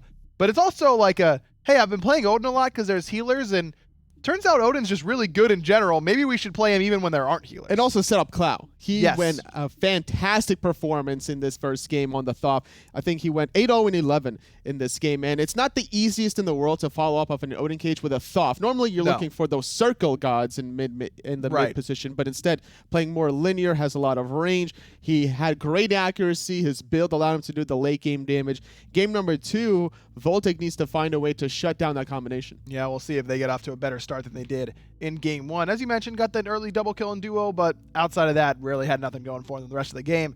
Game 2 picks and bans ready between VOLTIC and Cryptic. And I don't know, man. I just feel like losing the Guan Yu, no Guan Yu in that game, but no Terra being picked felt very odd to me. The Athena selection very early there didn't really end up doing a whole lot because the follow-up wasn't there. Soul is not the god that I want to do burst damage off of Athena taunt. That's true. The Stellar Burst is almost guaranteed in a team fight anyways, right? I want something that is hard to confirm but big payoff. That really synergizes well with Athena. Soul is more of one of those consistent damage throughout a team fight. The objective damage, you're just melting everybody once you build a heat. So Sheikah needs to play something a little bit more bursty. Ra was available, but then you don't want to run that into the Odin. So maybe he was intending to kind of play something bursty, but thought otherwise after that Odin pick. Well, it's the exact same picks and bans pretty much, except for the Thoth ban by VOLTIC instead of the Cerberus ban. So instead, they'll take Cerberus first overall. Cerberus is not first pickable, I don't think, in a vacuum. But when Dante's on the other team, you like to play it a lot as Bruh. there are situations where I think this can be right, and I don't love it, but I don't hate it. I mean, either. to be fair, he has one of the highest burst damages with that paralyzing spin. Oh, and yeah, Dante it's nuts. LaFargo, with his play time under this one god, has great accuracy, and he doesn't really miss all 4 of those projectiles very often. And to confirm that's done after the fact, now you're also setting up your mid-mage with the Ghastly Breath. There could be a world where Cerberus will rise in the rankings to at least get under the secondary ban phase. Maybe not first pick, but certainly up there. Sure, I mean, Cerberus was up there, then fell down a little bit, now starting to make his rise back up towards the top. Susano taken away from Cryptic. Cope loves this pick as it just in general. You take it away from how well it just played in the last game. I think that makes a lot of sense. And the Hachiman this time around in the dual lane, likely for Sops though, with, again, Sheikah. You never really know. Athena now paired as the last pick before the second ban phase alongside that G Belanque. Unstable Vortex is pretty decent burst off Athena's time. Pretty good, not going to lie. And look at that global pressure from Cryptic. Giannis, you got Darkest of Nights, Defender of Olympus. Cryptic are getting a lot of their options covered. They can even add Ratatasker if they really wanted to after the secondary ban phase. We'll see if VOLTIC elect to take that option away. Well, they didn't want to see Odin again, and who can blame him after how well Dante just played it. They take that away. There's Cryptic ban the Poseidon and the Ganesh. A lot of times in the second ban phase, we see teams go after one particular role, like mid. They'll ban 2 mids in a situation like this because Cryptic already has their mid laner and they're trying to limit the options of the enemy. Instead, I think they look at what their draft could struggle against, not just role specific. And I think these are 2 really good bans, Poseidon and Ganesh. But with 2 anti-healers banned, in Odin and Serket, Cryptic decided to take themselves the Aphrodite, likely for the solo lane. Which is surprising because Cerberus does have anti-heal within his own kit. He's able to not only reduce some of the healing, but also receive some of that healing for himself, making it more difficult to lock down. So he wants to be in front of that Aphrodite every time. And you talk about healers for Cryptic, well, VOLTIC just picked themselves up 2 pretty strong ones. Yeah, Hellterra is a lot of healing that you have to deal with, and neither Giannis nor Aphrodite do a particularly good job of applying Divine Ruin. Osiris can do a good job of anti-healing with use of his ultimate and by buying a Brawler's Beat Stick, and that will be the selection in the jungle, it looks like, for Team Cryptic. I actually really like this Osiris jungle in this situation. Normally not a big fan of it, but Hell can immune 1 big CC, but struggles with little CCs like slows and that kind of stuff. You can bait out that cleanse, and then Athena taunts her after that. I think the Osiris pick makes a lot of sense. But man, VOLTIC has got a lot of healing and control on their side. A lot of burst damage. The Susanoo worked for Cryptic. Can it work for VOLTIC in game number 2? It's possible as long as Hell gets a little bit of safety in the early game, transitions to that mid to late game. I think VOLTIC's draft is pretty airtight. Cryptic need to execute very effectively with this Osiris pick. Well, healing's the meta, right, everyone? That's what everyone's talking about. Well, now both teams have it. Which healer will prevail? Let's go to game 2 to find out.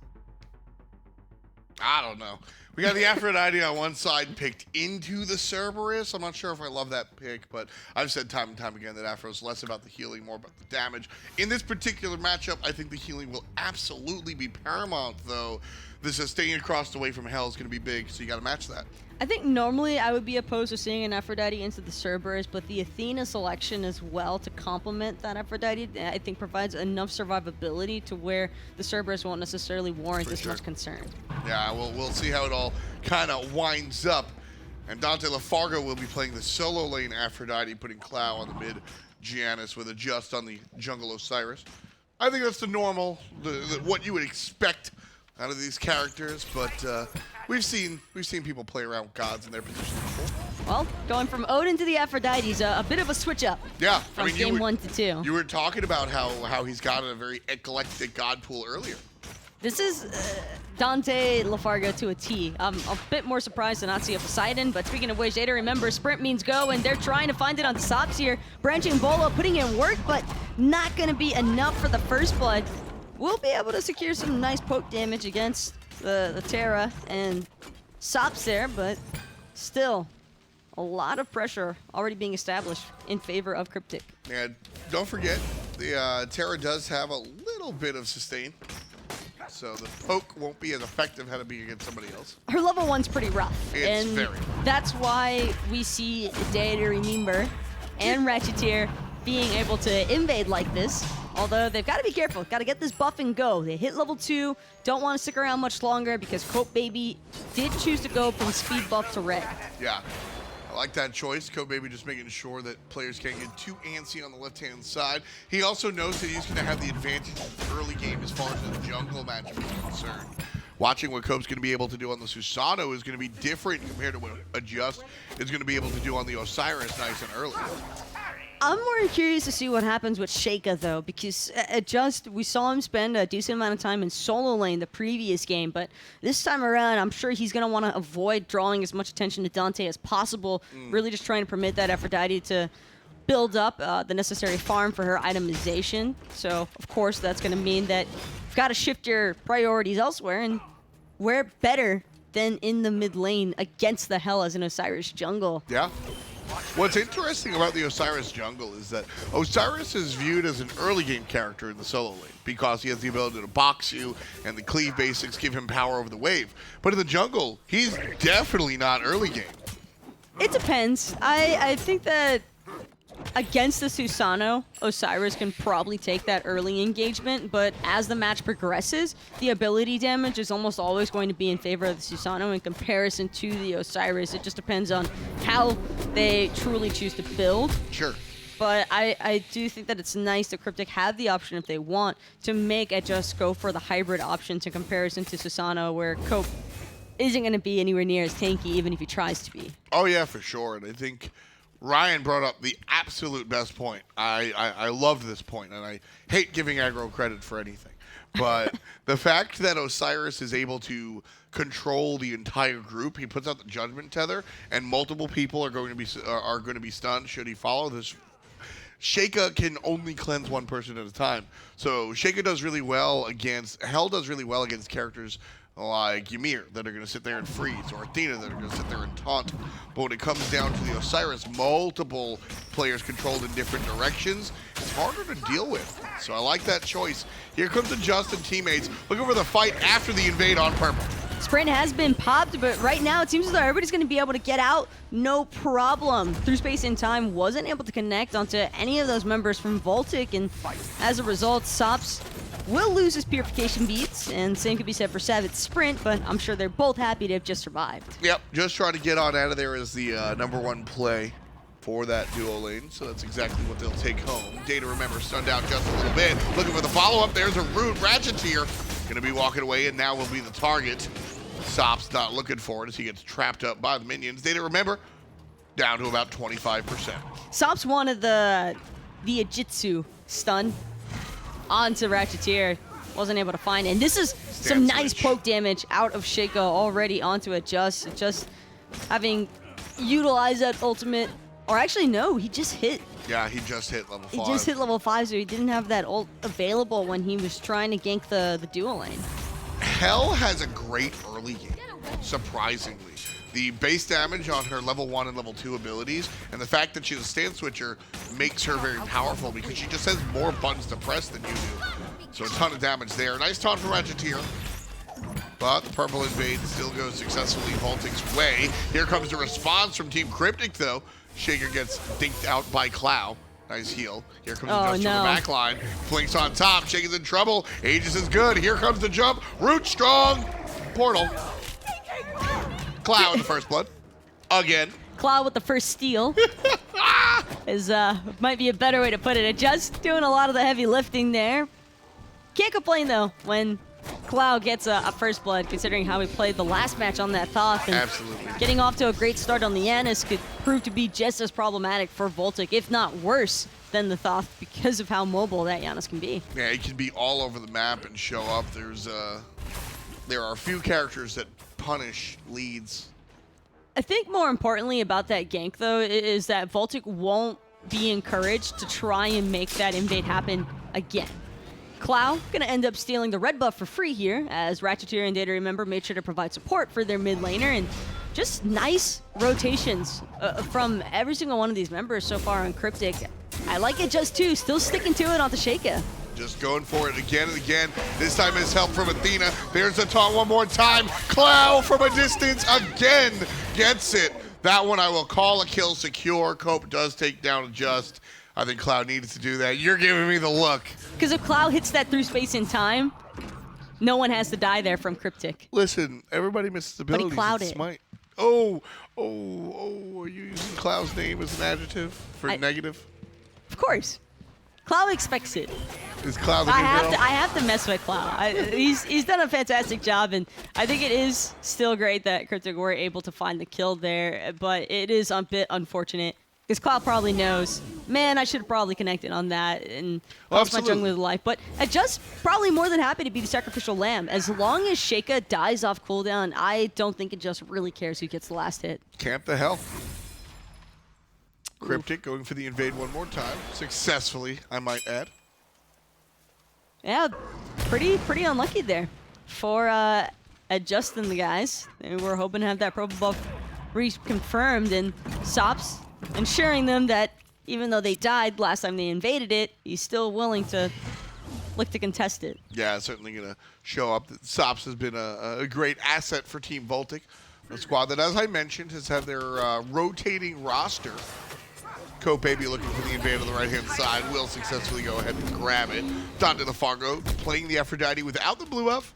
Probably not his #1 thing to do. Team Cryptic, though, making the rotation. There's the jump from the Osiris. Gruz going to be in trouble. Nice meditation. But the rest of Team Cryptic have showed up. Can't take down Bruh, even with the dots.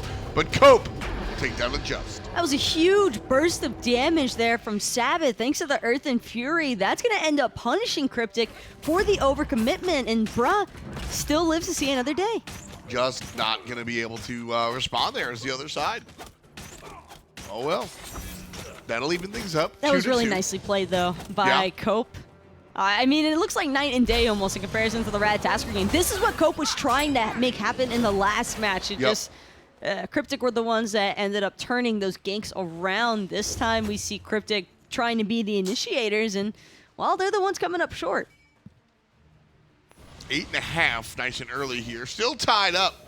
But Team VOLTIC certainly already looking a little bit better than they did prior to this match. Sheikah on the hell should be an interesting selection. Already has died twice compared to the enemy's healer Aphrodite, who has yet to find a fall. It just needs to try and catch up on farm, though. He's 2 levels behind Cope Baby now, and the sole purpose, I feel, a lot of times for these warrior jungles is to just utilize their early game presence, and that their base damage scaling is pretty nice, but when you're the one that ends up falling behind so early on, we could see him opting right now into the Mace tree, even as opposed to tankier items, such as a Gladiator shield. Well, he's a jungler. I mean, his job is to provide the damage more so than just be tanky option. Even with the Aphrodite right now, is he supposed to be more traditional? I think that considering he's died a couple of times early on, he's just got to watch himself. Speaking of which, Cope Baby not going to be able to get caught out by that ultimate from Adjust, so Lord of the Afterlife kind of falling up with no one there to punish. That's all I have to say. That's all I have to say. I feel like missed opportunities keep happening. I feel like that taunt actually pulled Sheikah out of the unstable vortex hit. That was a little unlucky as well. Unlucky is what I'll say there, because, I mean, there is player mechanic, but I don't know. I think that's just a bad beat. Ratcheteer going to be attacked by the jungler, and Sheikah provides the last hit. Ratcheteer goes down. Sabbath wiggles out of the way of that one. Nice play there from support. Cope Baby, on the other hand, going to do the same. Here comes Clow one more time. Hits him with a double tap. Not going to be good enough. Cope Baby, fine and dandy, looking for the red. Too much sustain from Sheikah. Going to dissuade Cryptic from any more follow-up. And Sheikah going to make sure that Sabbath gets to stick around as well. Won't be needing it back anytime soon. This Terra that was struggling in the early game laning phase at level 1, that's not a problem any longer, sitting at level 7 here. And granted, he's still slightly behind Ratcheteer, but Athena does have a little bit more mobility, I would say. That's a cute way of putting it. A little bit more. She can literally get in a rocket ship. Data Remember in trouble despite the Athena ultimate, which saves his life. The little bit of mitigation that it provides, a lot of it, I should say, definitely was enough to save the life of Data Remember. If he doesn't have that Defender of Olympus on him, that is a kill for Team VOLTIC. So unfortunately, they'll stay at 3. Sometimes that's all it takes. He lived through 2 ultimates there. Yeah. Or at least he lived through Sops' ultimate. I don't believe that Cope actually had his ready to go at that exact moment. it's just a ton of burst damage from the Susano.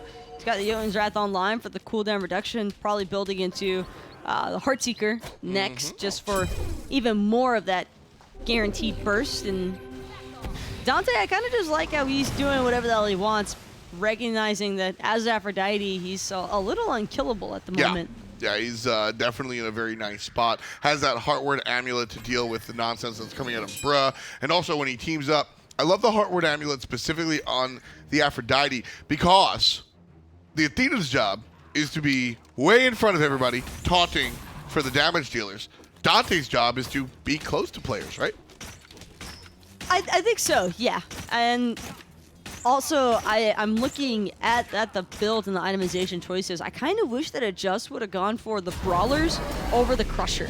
Yeah, I feel that as well. The Brawlers does provide a fair amount of stats. What is it? It's not 40-20 anymore, right? It can be hard to guarantee, though, is the only issue I would imagine to come into play. As an Osiris, you only really have one ability that's very easy to proc the Brawlers with. And it's on such a low cooldown, though. The little sickle?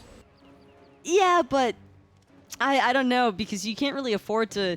Usually it'll be cleansed by the Hell, and that's where the other members of your team need to come into play.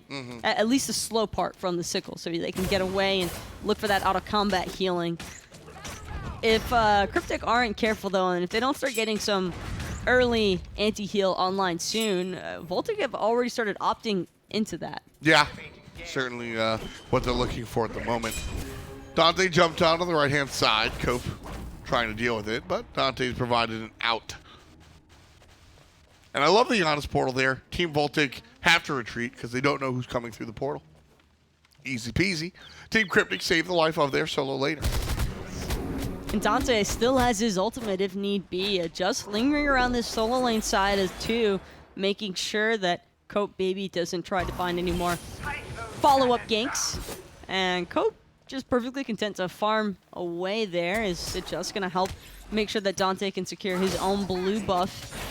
I do believe that VOLTIC are probably going to start grouping up pretty soon here and maybe trying to strong-arm the Gold Fury dance because of the fact that Sops is in a really nice spot here on this Hachiman. It seems as though every time we pan over to that lane, it's Day to Remember just getting poked out and forced back towards his tower line. Sure, but it's about a half a level lead. And as a Shibalanke, that's totally fine. We mentioned before how the passive change has brought him a little bit earlier with respect to him being earlier late game focused. But at the end of the day, he's still a guy that's going to have an item above anybody else towards the end, right? Left side, Gold Fury, going to be the target focus of the fight. Sabbath dashes backwards, Randoteer dashes to the base. Thank you, Sops. Kill number 4 for Team VOLTIC. Sabbath, though, he's sitting at 1 HP. It's just going to make sure to clean him up with that Lord of the Afterlife. Oh, that was slick. Beautiful portal. Gets Day to Remember out of danger. Cloud's out of control today. It just is going to fall down. Team VOLTIC take that team fight. But Cloud saving the life of Day to Remember with the sustain from Dante LaFargo will be enough to play defense here at Gold Fury. VOLTIC do not have this for free. Team Cryptic coming right down here. 10 on the Gold Fury. Here comes Day to Remember. VOLTIC is able to confirm it, but the fight afterwards is a different story. Sops is saved for the moment. Different story as everybody's healing up the Hunter. Good pull. Bruh takes down Day to Remember. And Ratcheteer and Dante LaFargo behind enemy lines. They're still trying to look for more, but Sheikah on this Hell has full control right now in the moment. It just doesn't seem as though Cryptic are able to confirm kills because of this huge burst of healing that keeps coming forward from Sheikah. And let me tell you that one of the big deals that I'm seeing right here at a Sheikah as he returns to the middle lane where there's already action is the build path here, Taco. Sheikah gets half healthed by Cloud there, but he doesn't seem to be concerned as he has a ton of healing available. Cloud did just pick up the Divine Ruin, however, and this means that Sheikah will need to be a little bit more wary of how he chooses to position himself. Can't necessarily play it as aggressively as before. In that particular instance, it's fine because it's just Ratcheteer or Dante. That's not a ton of follow-up burst damage just yet, but as the game progresses, Cloud connecting with those unstable vortices and proccing the Divine Ruin consistently could be all the wiggle room that Adjust and Data Remember need in order to find the follow-up burst. Divine Ruin, not exactly the numero uno, or excuse me, Yanis, not exactly the numero uno god to spread Divine Ruin to multiple people, though, right? He's going to be able to apply it to probably one or two, depending on how clumped up players are during the team fight, but he's not. It's not like an Agni where he hits everybody. So Sheikah, as long as he, and this is harder than it sounds, as long as he's able to tell which team members that are Divine Ruin procced on, he can still be effective as far as the healing is concerned. But that's it's an intense ask for a mid laner. I think it really just depends on Ratcheteer for that one, because you can. Sometimes all you need is just to proc that Divine Ruin onto one member. It's a long enough time period of anti-heal regen that I think Cryptic could very easily find an answer and burst out a member from VOLTIC. And VOLTIC's draft, their success, I feel, heavily relies on all of them being grouped up, because that's what you want out of every single healer composition. The same argument can almost be posed for Cryptic, except Aphrodite is a little bit more single target oriented, in that she really only cares to protect one member at a time. Exactly. And the Hell is mostly looking to try and save everybody all at once. At the same time, this is going to get rather intricate. Data Remember looks kind of simple here. Cope pulls him in, but is able to get on out of there because of the Athena ultimate. Sheikah is in a bad spot. Could get taunted and will. Loses half of his life bar. Help from the Darkest of Nights. Able to cleanse it out. Cloud's going to find the hit. Ratcheteer can't find it. The Hell is good. Data Remember going to take that portal, though. Still playing aggressive despite being pretty poked out. Cope Baby going to be under fire now if it just as he keeps zoned away from the fight. But Sabbath. Stunned out. Still going to go down. Down to the Fargo. Got the dots. Shaker right there survives off of a big deal of what I was about to bring up. Divine Ruin lasts 8 seconds. Base cooldown on Shaker's first ability, the heal, is 8 seconds. He's got 30% CDR plus Chronos passive, right? You're looking at a 12-second cooldown on Inspire, the AoE heal. 30% cooldown, going to bring that below 8 seconds as well. If Sheikah is intelligent and has his UI set up where he can, Cope Baby, with the follow-through. Cloud's got to turn this around. That is one of the bigger turnarounds I've seen in a while, bro. Oh, that hurts just a little bit to see. Just a little bit. It's the Chronos Pendant. Yeah. On the Ana's Pen Boots Doing and work. the Divine Ruin. It looked like an easy secure for Cope Baby. I mean, Cloud... Especially, the mana pools are so deceiving at times. Especially after Cope gets the follow-up with the teleport through the wall.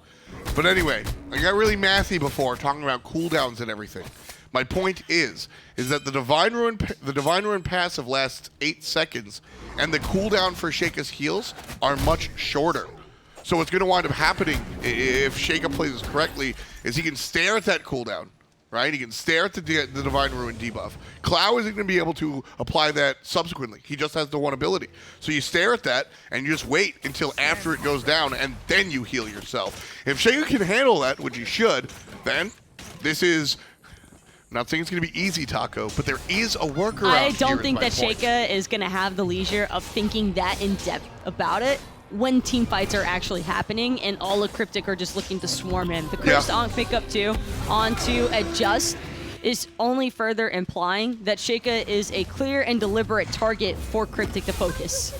Well, they're certainly doing that right now, losing half of his life bar and healing a bunch of it back up. There's going to be the big hit from the Honest Ultimate, and Dante LaFargo with the damage, baby. Cut him down. Didn't even need to use the Cursed Ankh in that moment. Gold Fury is available, however, and Cryptic seemed to be very interested in acquiring it, and everybody from VOLTIC kind of just lurking around. They don't really want to overextend just yet or fully commit until Cryptic let them know that it's time to go. Sabbath gets taunted. Sabbath gets in trouble. Sabbath going to dash away to the left-hand side. Jump from the Osiris. Going to isolate a different player altogether. Cloud gets pulled to the back line, but where's the damage? Sob's coming out from the left-hand side. Cloud escapes through the portal wall. Oh, he's going to be careful, though. Cope's still looking for him on the back end. Braw going to get taunted into 4 members here from Cryptic, but he's still alive and hanging in there. Sob's providing fire just to make sure that his soul laner stays alive. It looked like such a strong escape from Cloud, but no one was keeping track of the Giannis. Hard for his team to continue peeling for him when he goes that far away from them. Yeah, Cope Baby's been really, really slippery on the Susano, so he's been able to kind of control Clow a little bit there. So nice play coming up from the jungler. 3-1-4, who had a rather miserable game in game number 1. And I'm with you. Yes, Rat had a number of good setups and just didn't have the follow-up, but his decision to stick to the setup was a little bit questionable. Team Cryptic sticking to the Gold Fury. And will it be questionable is the question, because Ratcheteer doesn't have the answers. Team VOLTIC take care of the Gold Fury. Nice and easy. 21 minutes find themselves with a 2,000 gold lead. Sabbath did use the Earth and Fury just to make sure that everybody from Cryptic stays zoned out of the Gold Fury pit, but VOLTIC should be a little bit careful here, because everyone from Cryptic is grouped back up now, and they could choose to maybe pressure the Fire Giant, knowing that Earth and Fury is on cooldown at the moment. I think that is a huge burst of damage that has been heavily contributing to a lot of VOLTIC's teamfight engagements, and without that ultimate, I do feel as though Cryptic have a much stronger chance of winning some of these team fights. Looking at the Hell build here, I love that it's a little unconventional in that it is pure power, pure mage. There is no tank aspect to this, and I think that is a positive. I think that's how this character succeeds more so than building her tanky, because all of what she does is power based. With that in mind, I wouldn't mind seeing a single magical defensive item, because Adjust is doing damage, don't get me wrong, but his build is much more defensive oriented. He's going to be a control character later on. He's got to worry about DLF, Clow, and even Ratcheteer to a certain extent, because Data Remember is just going to eat him up anyway no matter what. Voidstone, maybe even something more intensive, but I like the fact that he's all power right now. Those heals, when he's able to get them off, are really impactful, and everybody forgets the fact that Hell is a stance switcher. Half of her character is based on healing. She does a ton of damage. She does do a lot of damage, I think, in comparison to some of the other mages, considering her cooldowns feel pretty low.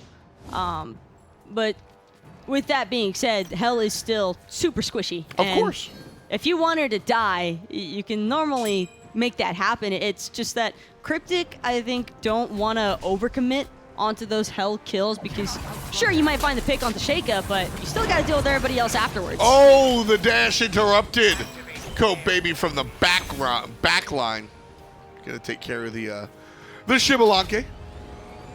Oof, just out of reach. Adjust though, still looking for more, zooming around on that Osiris here, and mid could be in a lot of trouble for Cryptic, as well as the other 3 members from VOLTIC have been pushing it steadily all along, thanks to the assistance of Bruh's rotation. Dante LaFargo has a number of options here and will use basically all of them underneath the tier 1 tower, protecting himself and his structure. Adjust, not joining the party, just crossed the street, despite the fact that there are 4 players in VOLTIC jerseys encroaching on his tier 2. Adjust is not there, has to join the party. Clow and Ratcheteer are still trying to deal with it. Tier 1 not dead just yet. Cryptic now trying to fight into it, because the Hunter on the backside takes care of it. Tower crumbles. Team VOLTIC again find the small win.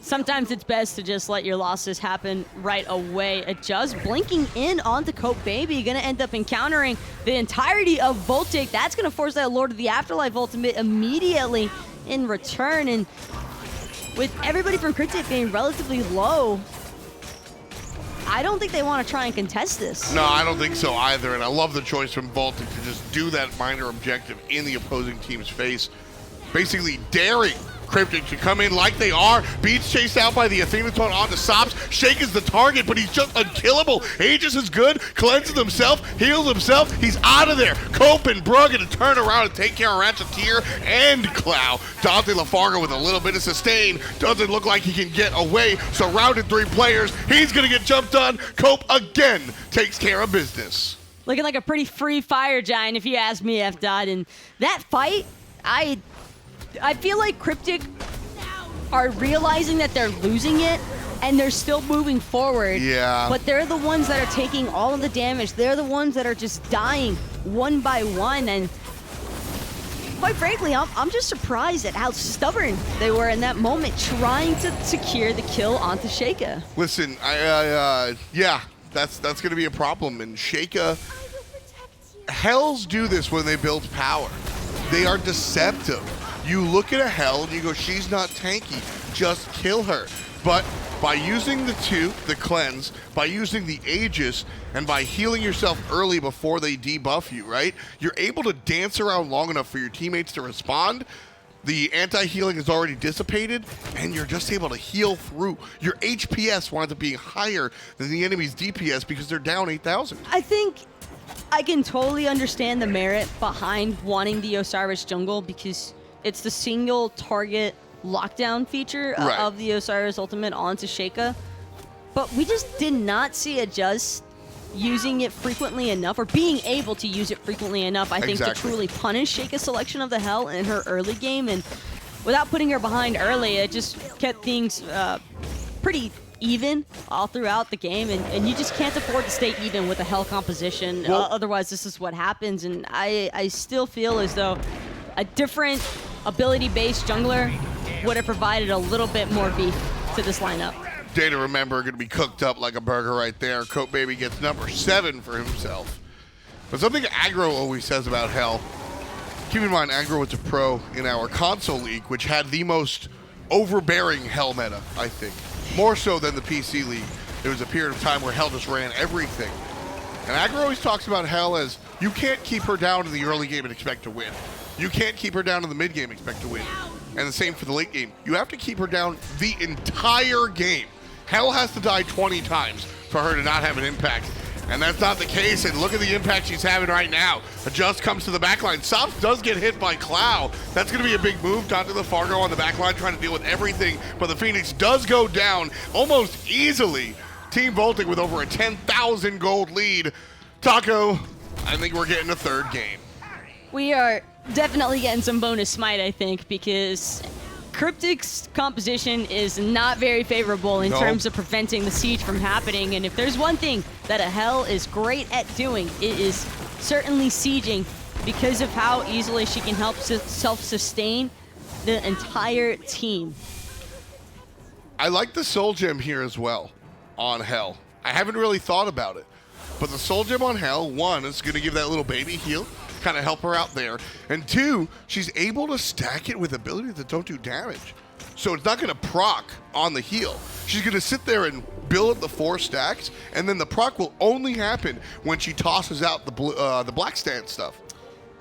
All 5 members from Cryptic are alive now, though. Daydreamer was missing in that left-hand Phoenix siege, and I think that the Shibalonge power contribution is certainly something to not overlook, but things are still seeming pretty grim for VOLTIC, or excuse me, for Team Cryptic here. As I mean, game 1 they had such a commanding lead, and game 2 it's just been the complete opposite. Yeah, it's been pretty tough watching everybody sort of do their thing here in the late game, but sometimes you just gotta stand above the other. That's exactly what VOLTIC have been doing here. 12-6. 2/3 of our 18 kill game so far. Mid lane Phoenix going to be under assault. Ratcheteer as well. Can't say the same as Dante LaFargo falls to the wayside. Phoenix going to go down here nice and easy. Team Cryptic are on the bad side of this one. Team VOLTIC playing it safe, looking for all the birds. They do have a creep wave pushing in here pretty soon, as once Cope Baby finishes clearing out Cryptic's creeps, and well, you won't even need them because the Phoenix is already gone. Oof. 4 people still left alive, but it's just going to be the first one to fall, possibly. Oof. He's stuck there on the right side, and he's on the other side. Sheikah with his 3rd kill. Team VOLTIC, just what a turnaround. And I think the biggest part of the turnaround here was Cope Baby. What a change from game number 1. Game number 1 arguably was the reason that his team lost. Game number 2, certainly a different story. Cope Baby turning things around. And boy, what a swap that was. You should probably get off of that now. No, I'm illustrating how much taller Team VOLTIC was as opposed to Team Cryptic. Okay, we can trade now. Here you go. Now it just looks awkward. Movie magic here, folks. Pretty much what happened in game number 2. What a turnaround, bro. I mean, I can't understand. I can't explain how big of a change that was for Cope. I think that Cope just found way better rhythm in that early game as opposed to game 1, because Loretta Tusker, like we mentioned, it was very promising moments for him. It's just that the team being unable to find those kills, and then Cope kind of just being super determined to make something happen. Exactly. And the Susano, much easier time. I also think the Susano was a direct response pick towards the Yana selection. I don't think that we see the Susano happening unless it's to keep up with Cloud. Cloud was such a huge issue in game 1. Make sure that he isn't the same sort of problem in game 2. Very much so. Giannis generally is always followed up by a character like Susano that can sort of deal with how slippery he is. Kind of tough to really keep up with the Giannis. Cloud unable to really make the impact that he did in game number 1. Again, I'm looking at Cope. Cope just had the impact, was able to do it, turn things around, and then, of course, Shake on the hell. A lot of eyes there. It's not unusual, though, to refer to Cope Baby as a feast or famine style player. He's either going to win you the game or he could possibly cost you one. And I think if VOLTIC are able to help find that level of consistency with Cope, they could have something nice going for them. That's absolutely true. One last thing before we head to the desk. One time I played ranked and beat Cope. Just wanted to say that. Let's break down the game. Tom, no one cares. You know what? Can I get my single real quick? So make sure that the audience is very familiar with how much I feel like no one should really have to hear about Tom's ranked games at any given time. Maybe no one cares about my. Thank you. There we go. F. No one wants to hear about your ranked games, and it's not just you. You know, and no one wants to hear about my ranked games, or totally no one wants to hear about your ranked games. No one just cares about ranked games. We're here to talk about the minor league. All right, I feel a lot better now. Thank you. We can go back over here. Yeah, great, thanks. Game 2 goes to Team VOLTIC. Healing prevails. I could have said that no matter which team won, but it was Team VOLTIC this time around. I think it's the difference for me, totally, in AoE healing versus single target healing. It makes a lot of sense. Aphrodite singling somebody out can find the kiss swap to ulti somebody, but at the end of the day, the Hell and the Terra combined definitely having a lot of AoE healing. On top of the healing, it's also the impact of Terra's ultimate. That Earth and Fury mitigates a lot of the opposing enemies' damage, boosts your own damage, and that's what kind of got the ball rolling for VOLTIC in that one engagement when it was Cryptic. They recognized that the ultimate was down from Sabeth's Terra, and on top of that, it was just so easy to follow up with the Giannis portals through space and times. They overcommit onto Sheikah on the Hell, and as a result of being able to not kill her, it was a quick 3-0. They get the Fire Giant, they get the second game. Yeah, I mean, there was tons of anti-healing overall on the side of Cryptic, but there was 2 cursed Onks, Pestilence, Divine Ruin from Clow, all that kind of stuff. And I still feel like they were lacking a Brawler's Beat Stick from Adjust. I know that they had a ton of anti-healing, but specifically against Hell, I think that there is no such thing as too much anti-heal. If you're going, Toxic Blade that is going to hurt your DPS, I understand that. Brawler's Beat Stick, I do not think hurts Adjust DPS in that instance, and also provides the anti-healing that they desperately need. Especially if you just drop the Crusher, the first item that you rush after the boots. It's one of these items that augment with physical power. The more physical power you have, the more damage the Crusher is doing.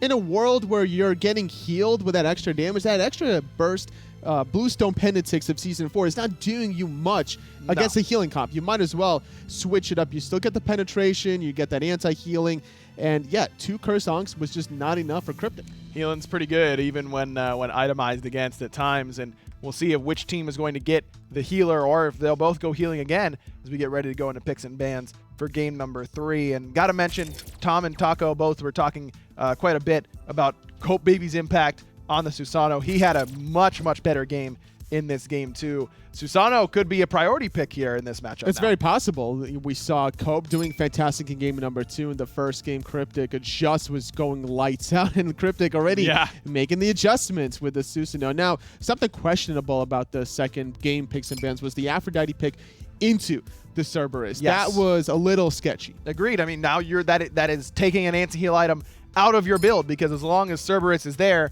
that is your anti-heal. So I agree with you. I don't think that was a particularly intelligent pick by Team Cryptic, as they'll ban away Terra. Don't want to play against that. I do like that Cryptic take first pick and then ban the Susano, because first pick is the opportunity to have a throwaway ban a lot of the time. You're not trying to get everything off the table. You want to leave something open for yourself. Susano in this particular matchup is the perfect throwaway ban and ends up opening the door for the Robin. This has been Adjust's premier jungler since his return to the minor league. And it makes a lot of sense. It's such a safe pick to be aggressive with between the overhead kick and the Mystic Rush. You can never really go wrong with a first pick Robin.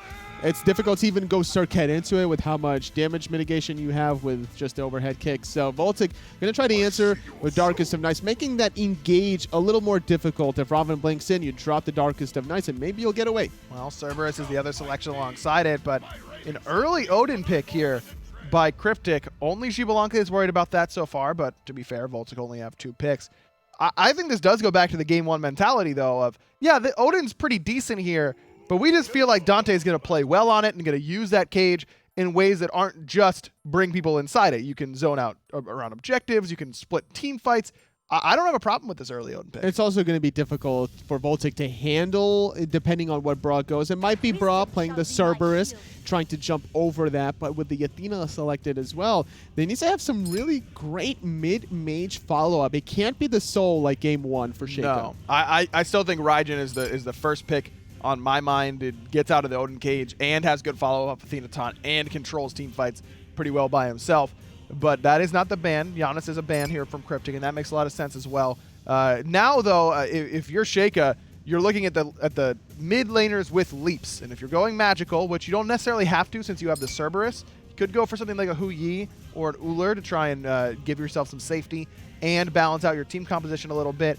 But I think Raijin and even Scylla with the Cerberus and Athena, that is so much setup. I was going to say Scylla because Shaco loves the Scylla on top of it. So not going to go for his more traditional Raw style. Going to go for that goddess with great follow-up. VOLTIC has the synergy involved. As long as they can survive that initial burst, the Robin and Odin is going to be looking to dive that backline. I think this is a great pick here for Team VOLTIC. Now, I am worried about their late game, Tully, because they've got X-Ball Scylla, 2 of the most late-game gods in their respective roles. They've got a Cerberus in the solo lane, not the most late-game Guardian, but still a Guardian in that lane. Now Cryptic is going to get some early aggression. I mean, they've got Robin, Odin, Hu Yi, Sylvanas. Those are gods that can fight pretty early. So instead, VOLTIC go with an early jungler that can continue to fight and try and take it up against them. It's the Awilix. By the way, it's Cope Baby's Awilix. This man is an Awilix main. It's great against the Odin, great against the Hu Yi. I love this pick. This is going to be probably a lights-out performance by Cope. Again, he just had a dominating performance with the Susanoo in Game 2. Now in Game number 3, tying the series at 1-1. This best-of-3 turns into a best-of-1 with Cope's most comfortable god. As long as VOLTIC can survive the first 10 to 15 minutes, they have those late-game tools to secure the W. Now, Just does have his Robin. Cloud played so well on this Thoth in Game 1. But I don't know. I'm just in love with VOLTIC's draft. I think they did a great job. It's comfort picks across the board, as you mentioned. It does well against the enemy team. Do you think that's enough to find the Game 3 victory? It's possible. I'm saying that this game could go either way. It's really that close between the players piloting their own individual gods. But I got to give a slight edge to VOLTIC, maybe like 50.1%. All right. Pretty close, but Totally thinks VOLTIC might come away with the victory. But it could still be Cryptic. Totally's not really on either side of the fence. Let's throw it over to the casters as we find... I'm making fun of you, Aggro. Thanks a lot, Aggro, and the guy that can't make a choice. TNT, ready to blow this one up here for game number 3. Or maybe I should just talk about my rank games instead. Well, first I want to talk about the awful mistake that Aggro kept making, calling it a Wheelix. It's a Wheelish. It's a Wheelish. A Wheelish. A Wheelish. Xbalanque. Yeah. We don't say Xbalanque, Aggro.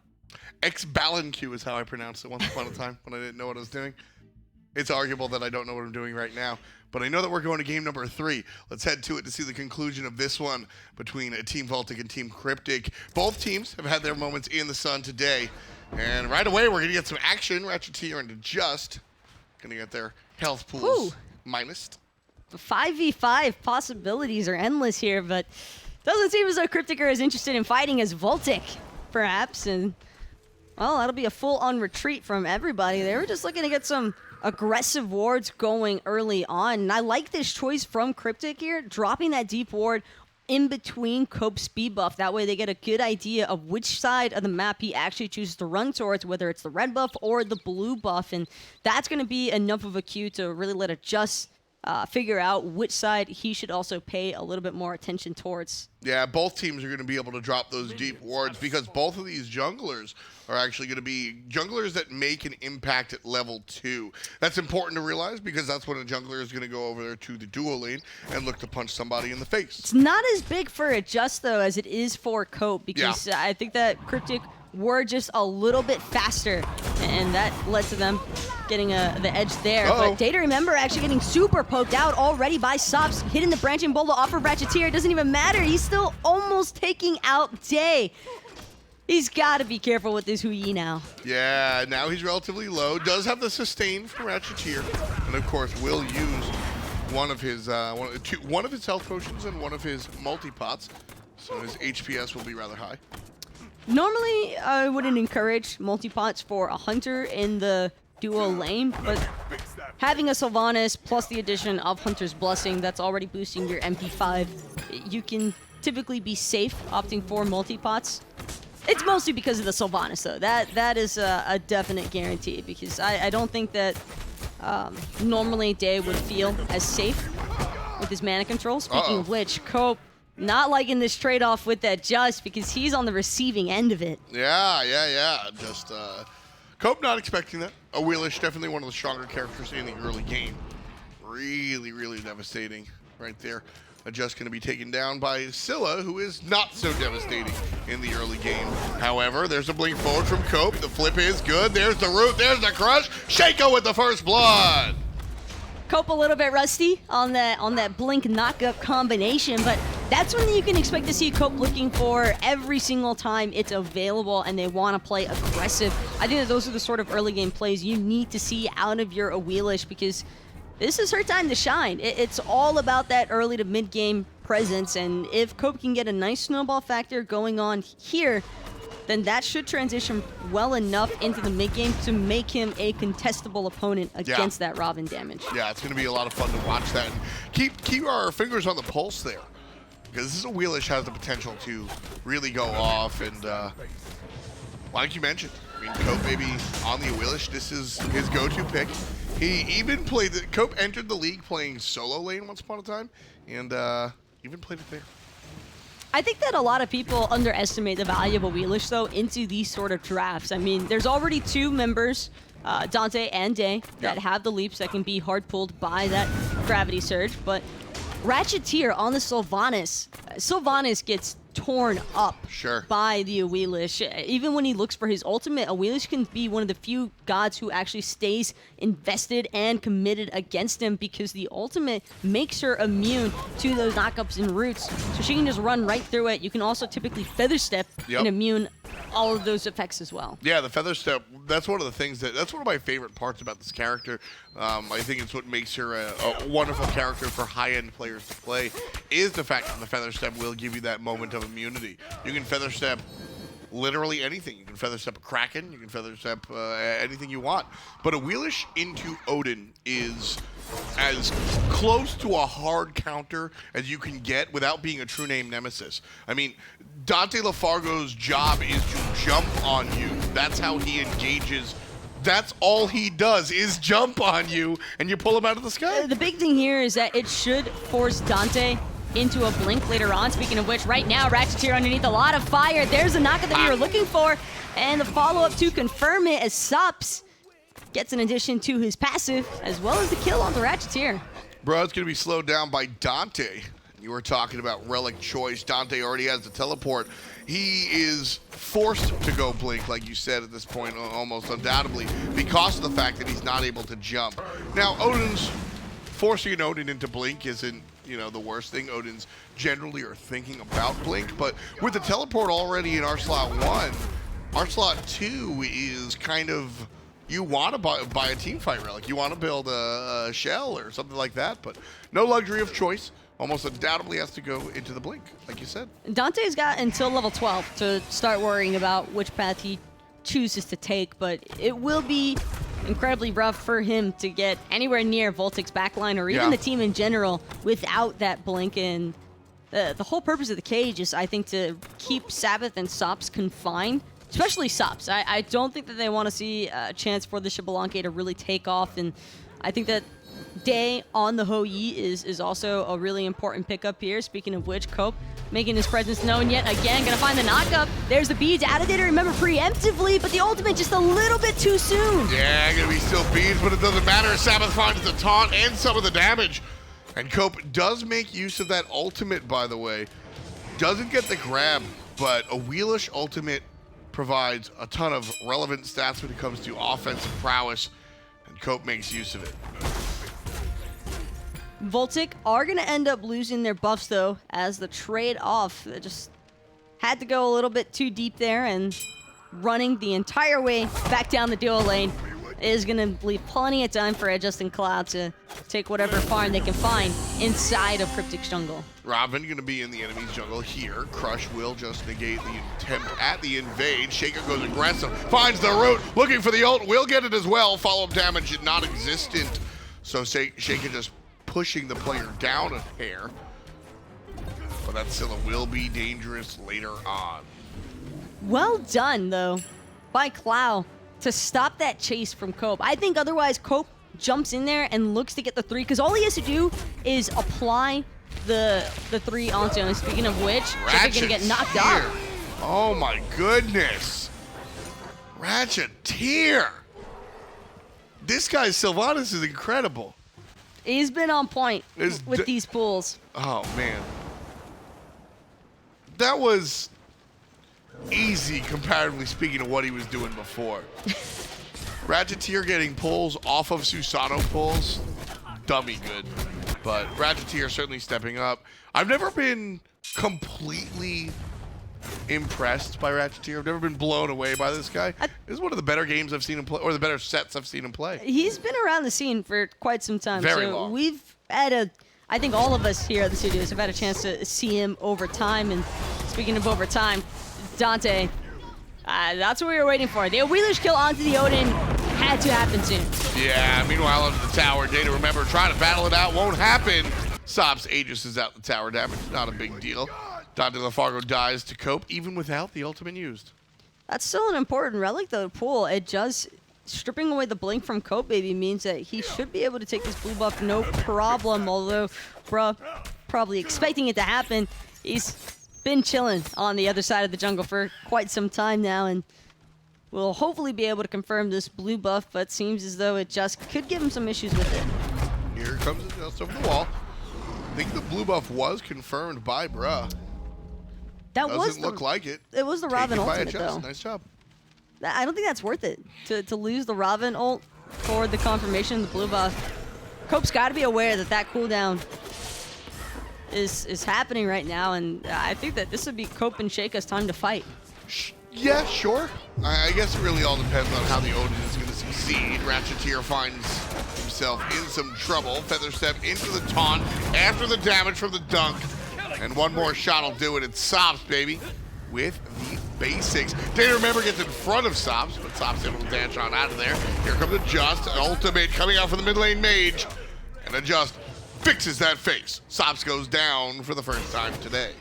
Cope used that gravity surge in order to get the attack speed steroid and the stimulant to take out Ratcheteer, but didn't have it to pull Dayan off of that jump from the purple buff pit. I like the punish that we've seen happen from Cryptic. That's been pretty consistent. I think that Adjust and Cloud, although a little bit late to the party on that last kill against Day, were there in time for that rotation, and so Cope's probably got to be a bit more cautious about how deep VOLTIC are actually going into the jungle to find these kills. Both junglers opting for Jotun's Wrath here.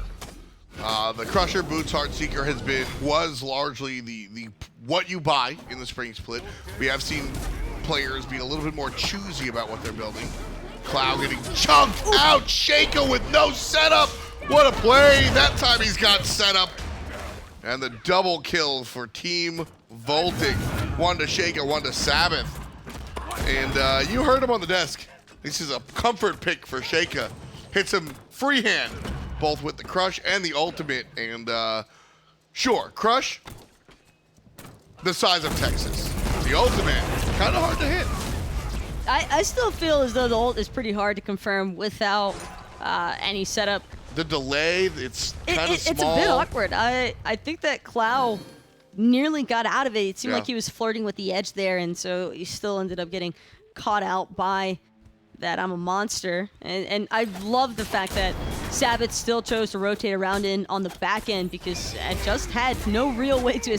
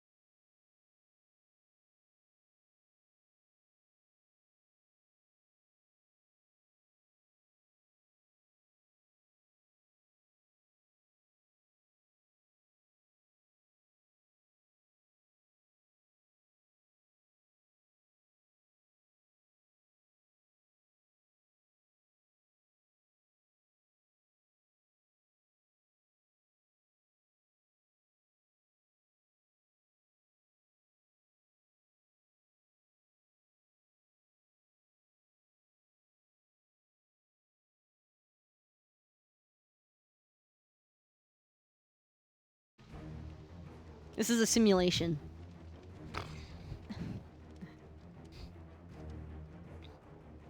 Welcome back, folks. This is SMITE Minor League. Sorry about the brief pause of the action. Had some technical difficulties. Tom Battinger and Taco, the best of tacos here, by the way.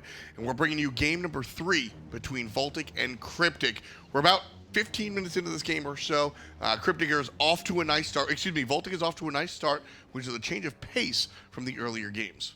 And it looked as though things were going to be pretty one-sided based off of that game 1. That's what we were just discussing, is that VOLTIC looked pretty rough in game number 1 there, and we kind of just pulled that up into, I think, more of a drafting misplay as opposed to actual mechanical errors. And I think here in games 2 and even now in game 3, we've been seeing a lot of pressure presence being given off from VOLTIC, and I do like the small play there, though, from Cryptic to fully punish Sops for being just a little bit too far out of position.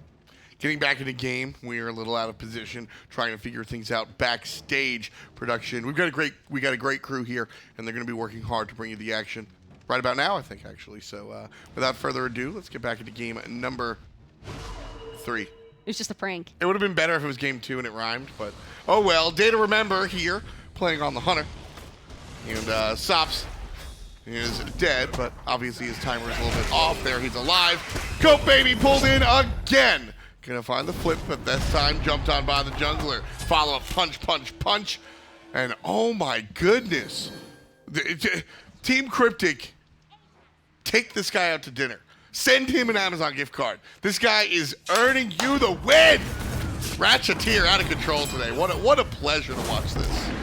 Speaking of which, Sops looking to give chase against Data. Remember, for that invade, doesn't seem as though he'll be able to find much more out of it, though.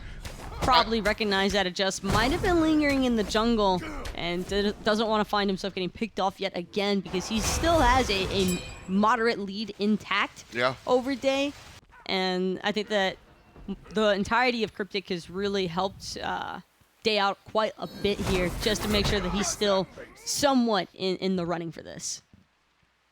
Man, I really gotta give a tip of my hat to Cooper and the League Ops teams, because I think that this SMITE Minor League that's new to Season 5, as opposed to the previous formats that we've had, I think this is really conducive to a learning environment. And I think we've got the pleasure to watch a lot of players grow. I don't think Paul is pro league level if the minor league doesn't exist. Right side, damage coming out, but I'm not too concerned because everybody's so tanky. My final point being, Taco, that Ratcheteer is one of these players. We talked about it being in the scene forever and just kind of stayed the same. Here, there is a tangible uplifting of this player. And I think it's because of the league format. Adjust going to fall down. Bruh takes the 2v1. Oh my goodness. I don't even know where that damage came from. Speaking of which, Dave feeling a little bit of those Xbalanque autos starting to swing as Sops with a few stacks into that passive, just going to add more to him with that kill. And Dante LaFargo trying to confirm his own blue buff. It's not going to be easy here up against Bruh. Dante, however, is able to go ahead and grab it. Meanwhile, VOLTIC on the other side looking for the Gold Fury, and they will also find it. Cloud showed up but was zoned out successfully. Nice job by Team VOLTIC. That was Cloud's Purification B. It seems as though Cope was able to find the knockup from the backside of Cloud, which is why he stopped charging that final judgment, and then he had to beads out. Cool. Ouch. Good Rough control stuff. onto the Thoth, yeah. Just good control on the Thoth. Team VOLTIC up about 3,000 gold here. 14 kills in total. 14 minutes on the clock. Shaker though, oh, that could have been bad. Quick reflexes though from Shaker. Gonna make sure that he's able to dash away just in time before Adjust can get that Prana Onslaught off. You know, I was watching, Sops Bruh in trouble here. Dante LaFargo trying to deal with him a little bit. I was looking at with a fighting game player that played in E-League, and he said that the E-League guys gave them a reaction test, like a reaction time test, and they discovered that the fighting game players had reaction times similar to that of Major League Baseball hitters, which, I mean, you have 0.1, 0.2 seconds to react to a pitch. So when you're talking about esports and reaction times, I mean, you're talking about the top people on the planet. And then being able to react to some of these things is really intense. There's a reason things get so intense at LAN, though, is because the players talk about with the no ping issues. So easy to try and pull him just like that. Oh, Baby get body blocked into oblivion there. And Cope Baby with the cleanest of solo kills against A. Gets the beads, gets the ult, everything you could have possibly asked for. Shoutouts to Awilish. Yeah, that was super hot. Cope Baby out of control, 2-1 and 6. Cool guy. He wears his hat backwards, but he has his play forwards. Stops here, has some help from the Athena. Oh, no way! No way! Oh, no way! But he grabbed the wrong guy. That's not who he was looking for. It was cool, but also accidental. Most definitely accidental. That's a shotgun blast. There's 3 people there, you're getting somebody. That's Ratcheteer just amping up his percentages, right? He's just like, I hit another one, guys. Everybody's like, it didn't matter. I still hit it. I don't care. If a tree pulls in the woods and no one's there to hear it, did it actually happen? Actually, everybody from VOLTIC saw it happen, just no one cared. Speaking of which, Cloudo will care about that crush damage and chooses to Aegis it out. Sheikah and Sabbath doing their best to pose a threat in the mid lane. Yeah, doing their best, and I would say succeeding. 2-1 and 1 for Sheikah so far. Decent attempts. All of his player damage has been relevant, even though it's low, but I certainly expect that to increase as his levels do as well. Scylla certainly a late game character. Dante LaFargo gets countered. Drops the ring, but still taunted. 50% left on his health bar. Jumping out of the ring is going to be the Awilish, and slowly but surely, down goes the Odin. Sheikah with a big damage. Cope gonna be able to avoid the final judgment out of Clow, and seems like Sabbath and Bruh were a little bit more interested in chasing out at Just, but Just is way too low to try and contest. Sheikah gets pulled, but he does have the dash. Dashes on out of there. Again, Ratcheteer a little bit too far away from his team, and I'm having fun talking about the success rate as Cope Baby he goes back in. Oh, the Aegis on the flip was a huge deal, but Cope doesn't give a damn. Hot plays on the right side, hot plays in the mid lane. Ultimate out of Sheikah, just barely going to be avoided. Can't say the same about the crush. The follow-up damage gets his own putback. 2 for Sheikah. Sheikah is swinging right now. Clow won't be able to find anybody with that Thought Stun, and with no mana left, I don't think that anybody from Cryptic's going to be able to contest this. It's only Dante and Clow left standing, but Clow, like we just said, he has no mana, and Dante, freshly respawned, has chosen to teleport in, it seems, and I'm not sure he can really steal this one, though, from the Scylla, confirmed. Yeah, Dante a little bit early there. Will give his life up, but I still like the choice. He had no vision. He has to make the hard choice to commit or just not go in at all. And I think I respect it more for him to sacrifice his life. Yeah. Because he'll be back up by the time they look to work their way into those T2 towers for the siege on VOLTIC. And so it's an okay decision to make. Literally no downside in my mind there. You're just not doing anything in the 38 seconds that you were dead anyway. So I love that choice. It's a feels bad moment. I mean, sure, it feels bad, and realistically speaking, he is level 17, so he could be massing some sort of farm on the map. But that's upside. We get the fire giant. Downside, I sit on the bench for 30 seconds. Yeah, I'll take that one any step of the way. Ratcheteer, not a perfect game for him so far. There's the top. Beads are good.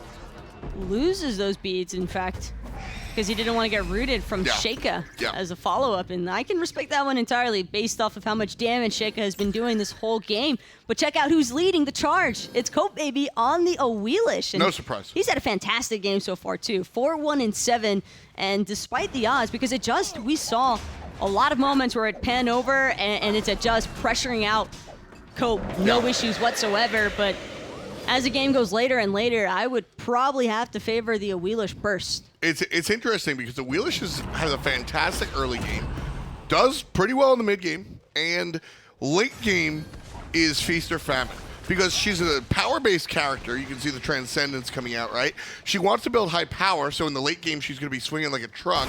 Immunity frames are always helpful in the late game, but she does have to put herself in awkward scenarios to do what she does. Right now, certainly an awkward scenario. Cloud waiting across this level, wants to make sure that he can catch Cope, but Cope just goes forward, blinking, avoiding a blink. Can't avoid the ultimate, though. Beads out the slow coming out from Adjust. AJ gonna take the tower. Cope pulls one, knocks up both, finds the feather step, jumps out of the ring. Tower's gonna do damage. Oh my goodness, Cope's out of control, handling 2 separate players. Left side. 3. Oh my goodness, left side, Team VOLTIC. They do get the Phoenix, but they lose a lot of HP in the process. Sheikah gonna make sure Cloud loses all of it. And Cope again. It just keeps getting worse for Cryptic. Oh my goodness. Cope is out of control. This is the best I've ever seen Cope play. And again, That's his signature god, though. This is the god that Cope originally built his name in the scene with, I feel. Yes, I agree. Is the Wheelish pick. And I agree. I think a lot of people forgot about it. Everybody, I feel like a lot of high-ranked players, because Cope was originally a rank sweaty. Yeah. And a lot of us have, like, the one-trick god. Yep. Coach was a Wheelish. You got T-Money with the Scotty. It's a lot of different variety choices here, but a good Wheelish can really set the tone of a game, and I think that is exactly what Cope Baby has been able to accomplish here. Yeah, bro, with a gigantic ultimate. Sheikah following up with his own. Day to remember. Remember the day. Team VOLTIC on the good side. 420 read the kills. We're blazing through this one. Team Cryptic down a game. And VOLTIC looking to end this one. Cut it short. Everything about VOLTIC's composition is bad news bears. If you are a Ho-Yi, specifically Day to remember here in this situation, there's just so many different ways for him to die that he probably can't even prevent from, like, solid positioning. 7 deaths. Ouch. It's tough out here for a non-CC immune god. Speaking of which, look at Cope here. I love the usage of this ultimate here because he just wants it purely for the attack speed stimulation against Plow. Can we mouse over that ultimate, which, by the way, is on a 45-second cooldown because of his ridiculous amount of CDR? No, it's crazy. So you, first of all, if you get the pull, you do a stupid amount of damage, right? But that's besides the point. 70% attack speed, 60 power on top of it. The only ability that rivals this is Flaming Spear on Naja. But this ultimate, that's the thing. People always look at it as the pull. 70% attack speed, 60 power. I'm just amazed that more people don't rush cooldown on a Wheelish, and it makes me so happy to see Cope. I thought he was originally going to go for the Hydras. I think he would have gone Hydras if he wasn't as far ahead. In the earlier stages, he opted for Transcendence instead, but you still get the same benefit of the 30% cooldown reduction. Now with the full 40 Magi Cloak and a Stone Cutting Sword, I mean, you're already getting the 40% bonus attack power benefit off of the Hydras. He is just chunking right now. And also, like I said earlier, a Wheelish is a power-based character. That's not just because of the scalings, but also the passive. You're getting 30% additional power if you initiate the fight. If Cope is the one jumping on you, he's getting extra power. So just wonderful build, wonderful performance. Everything that Cope has done here in game number 3, except for his 1 death, and I don't even, oh man. What a game, what a play, what a player. Cope putting everybody in the backpack for Team VOLTIC. I guess he heard me brag about my ranked win. Right side, Sobs is trying to control things, but Odin Ring can't keep VOLTIC back. Odin's just to buy them time. The real target here all along has been Cope going straight for Clow. He's their best method of defense, and Cryptic won't have him here for this Titan siege. All 3 Phoenixes have now fallen. Ratchet are going to get knocked up and pulled. Control dead. Sobs with the trips. Rolling them, 2 red and 1 green. Pop for Team VOLTIC. They're going to have some fun with Day in the fountain. Just kill the Titan, boys. Just kill the Titan. Just let him go. Yeah. Good job. Team VOLTIC on top, 25-4 in 24 minutes of play. And there's only so much that could have been done there, I think, in those last few moments. Without Clow, I just don't think that Cryptic really stood a chance in that base defense. The Odin cage, more so just buying like a few seconds as opposed to winning a team fight. Really, really incredible stuff. I don't know how to break that down further than just sometimes an individual player can just really set the tone of the game. Jungler is the position that is allowed to do that the most, I think. And Cope took his comfort pick, did a lot of the heavy lifting. Got to give shout-outs to Sheikah, though. I was just about to say the same thing. Sheikah looked fantastic on the Scylla the whole way through. I think he was really on point with connecting on the follow-ups off of the taunts. And the Scylla-Athena combination, it's a classic, but it doesn't always work. And here we saw a great example of when you're able to pull it off. Wonderful combination on that side. A wheelish, not just a comfort pick. The anti-Odin. Loved it. Aggro was mean to me before, but I still like him, so let's talk to him again. Hey, F-Dot, you're looking great today, by the way. Not for any particular reason. I just think that you look good. You're a funny man and intelligent, handsome. Kind of the whole package, totally.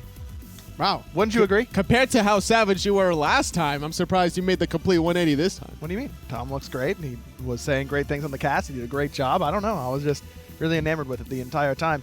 I was also very enamored with these picks for VOLTIC. You and I were raving about them during picks and bans, and it comes to fruition. A Willix, no one's playing her. Scylla, no one's playing her. No reason to pick her in competitive play, right? This is the game when someone says, you know, oh, you playing your comfort picks is more important than playing meta. This is the proof. You got 2 jumps, a Willish. Last pick, beautiful pick for Cope Baby, his most comfortable god. And then Sheikah gets the setup that he needs from Sabbath Athena, really making it difficult for Cloud to really breathe in that mid lane. Yeah, he was doing such good work in that Scylla in the mid lane, not always getting set up even, making his own plays, finding his own routes and crushes and everything like that. I was really impressed with the way that Sheikah played. If Sheikah and Cope play like they did games 2 and 3, VOLTIC has potential to be a top team in North America. There's no doubt in my mind. I totally agree with you. And that's their first victory thus far in the SMITE minor league. And we take a quick look at the standings so far. We'll see that VOLTIC are sitting at that 1-0. They get that +1 in the plus-minus department. And losing this matchup for Cryptic, they got that also +1 because they won their previous set against AX 2-0. Anxiety onset didn't lose a single game during the spring split. Haven't won a set so far in the summer. Roster changes hurting them a little bit, but I'm sure they'll be able to bounce back. They're sitting at 0-2 thus far. Let's see who they'll be playing against next week as they try and bounce back and get a victory for themselves. We're going to watch them play against Space Station Gold on Wednesday. We're going to see Very Nice to Me go up against Pablo on Friday. Those are your NA minor league games as far as EU. It's Insignum versus Victoria's Secret and Burrito versus Fear No Evil. So some good minor league matchups next week. I think this Very Nice to Me roster is the team to beat right now in the North American SML, but like we just said, VOLTIC I think can definitely challenge them with the way they're playing right now. Cryptic as well. This was a loss for them, but you can definitely see that the pieces working together. I think that their draft in game 2 was sketchy for Cryptic, but the way they performed in game number 1 was just so dominant. I think any given day, these North American SMITE minor league teams could just take another game off of each other. Yeah, it's a great point. Lots of competitive games between the teams here at the minor league. We're going to see a lot of competitive games from now until November. What's happening in November, you ask? It's HRX. Partnering with DreamHack on November 16th through the 18th. Go to highresexpo.com in order to get your tickets. They are on sale now. You'll get a chance to see potentially some minor league teams there. They have an opportunity to make their way to HRX to play with the big boys, and that's always so much fun to watch, how well these teams can do against the best of the best. And that's going to be when it's the most challenging for the minor league teams, because sure that they can kind of figure each other out, but what can they really do when they're up to the plate? Yeah, we'll have to wait and see for that. A little bit of ways away. You know what's going to be coming up pretty soon, though? SPL, 3 o'clock. It's North America today. We got some great games in store. You're going to want to stick around and make sure you watch those. So we're going to go for a quick break right now. You should too. Take care of whatever you got to take care of. We'll see you again at 3 o'clock.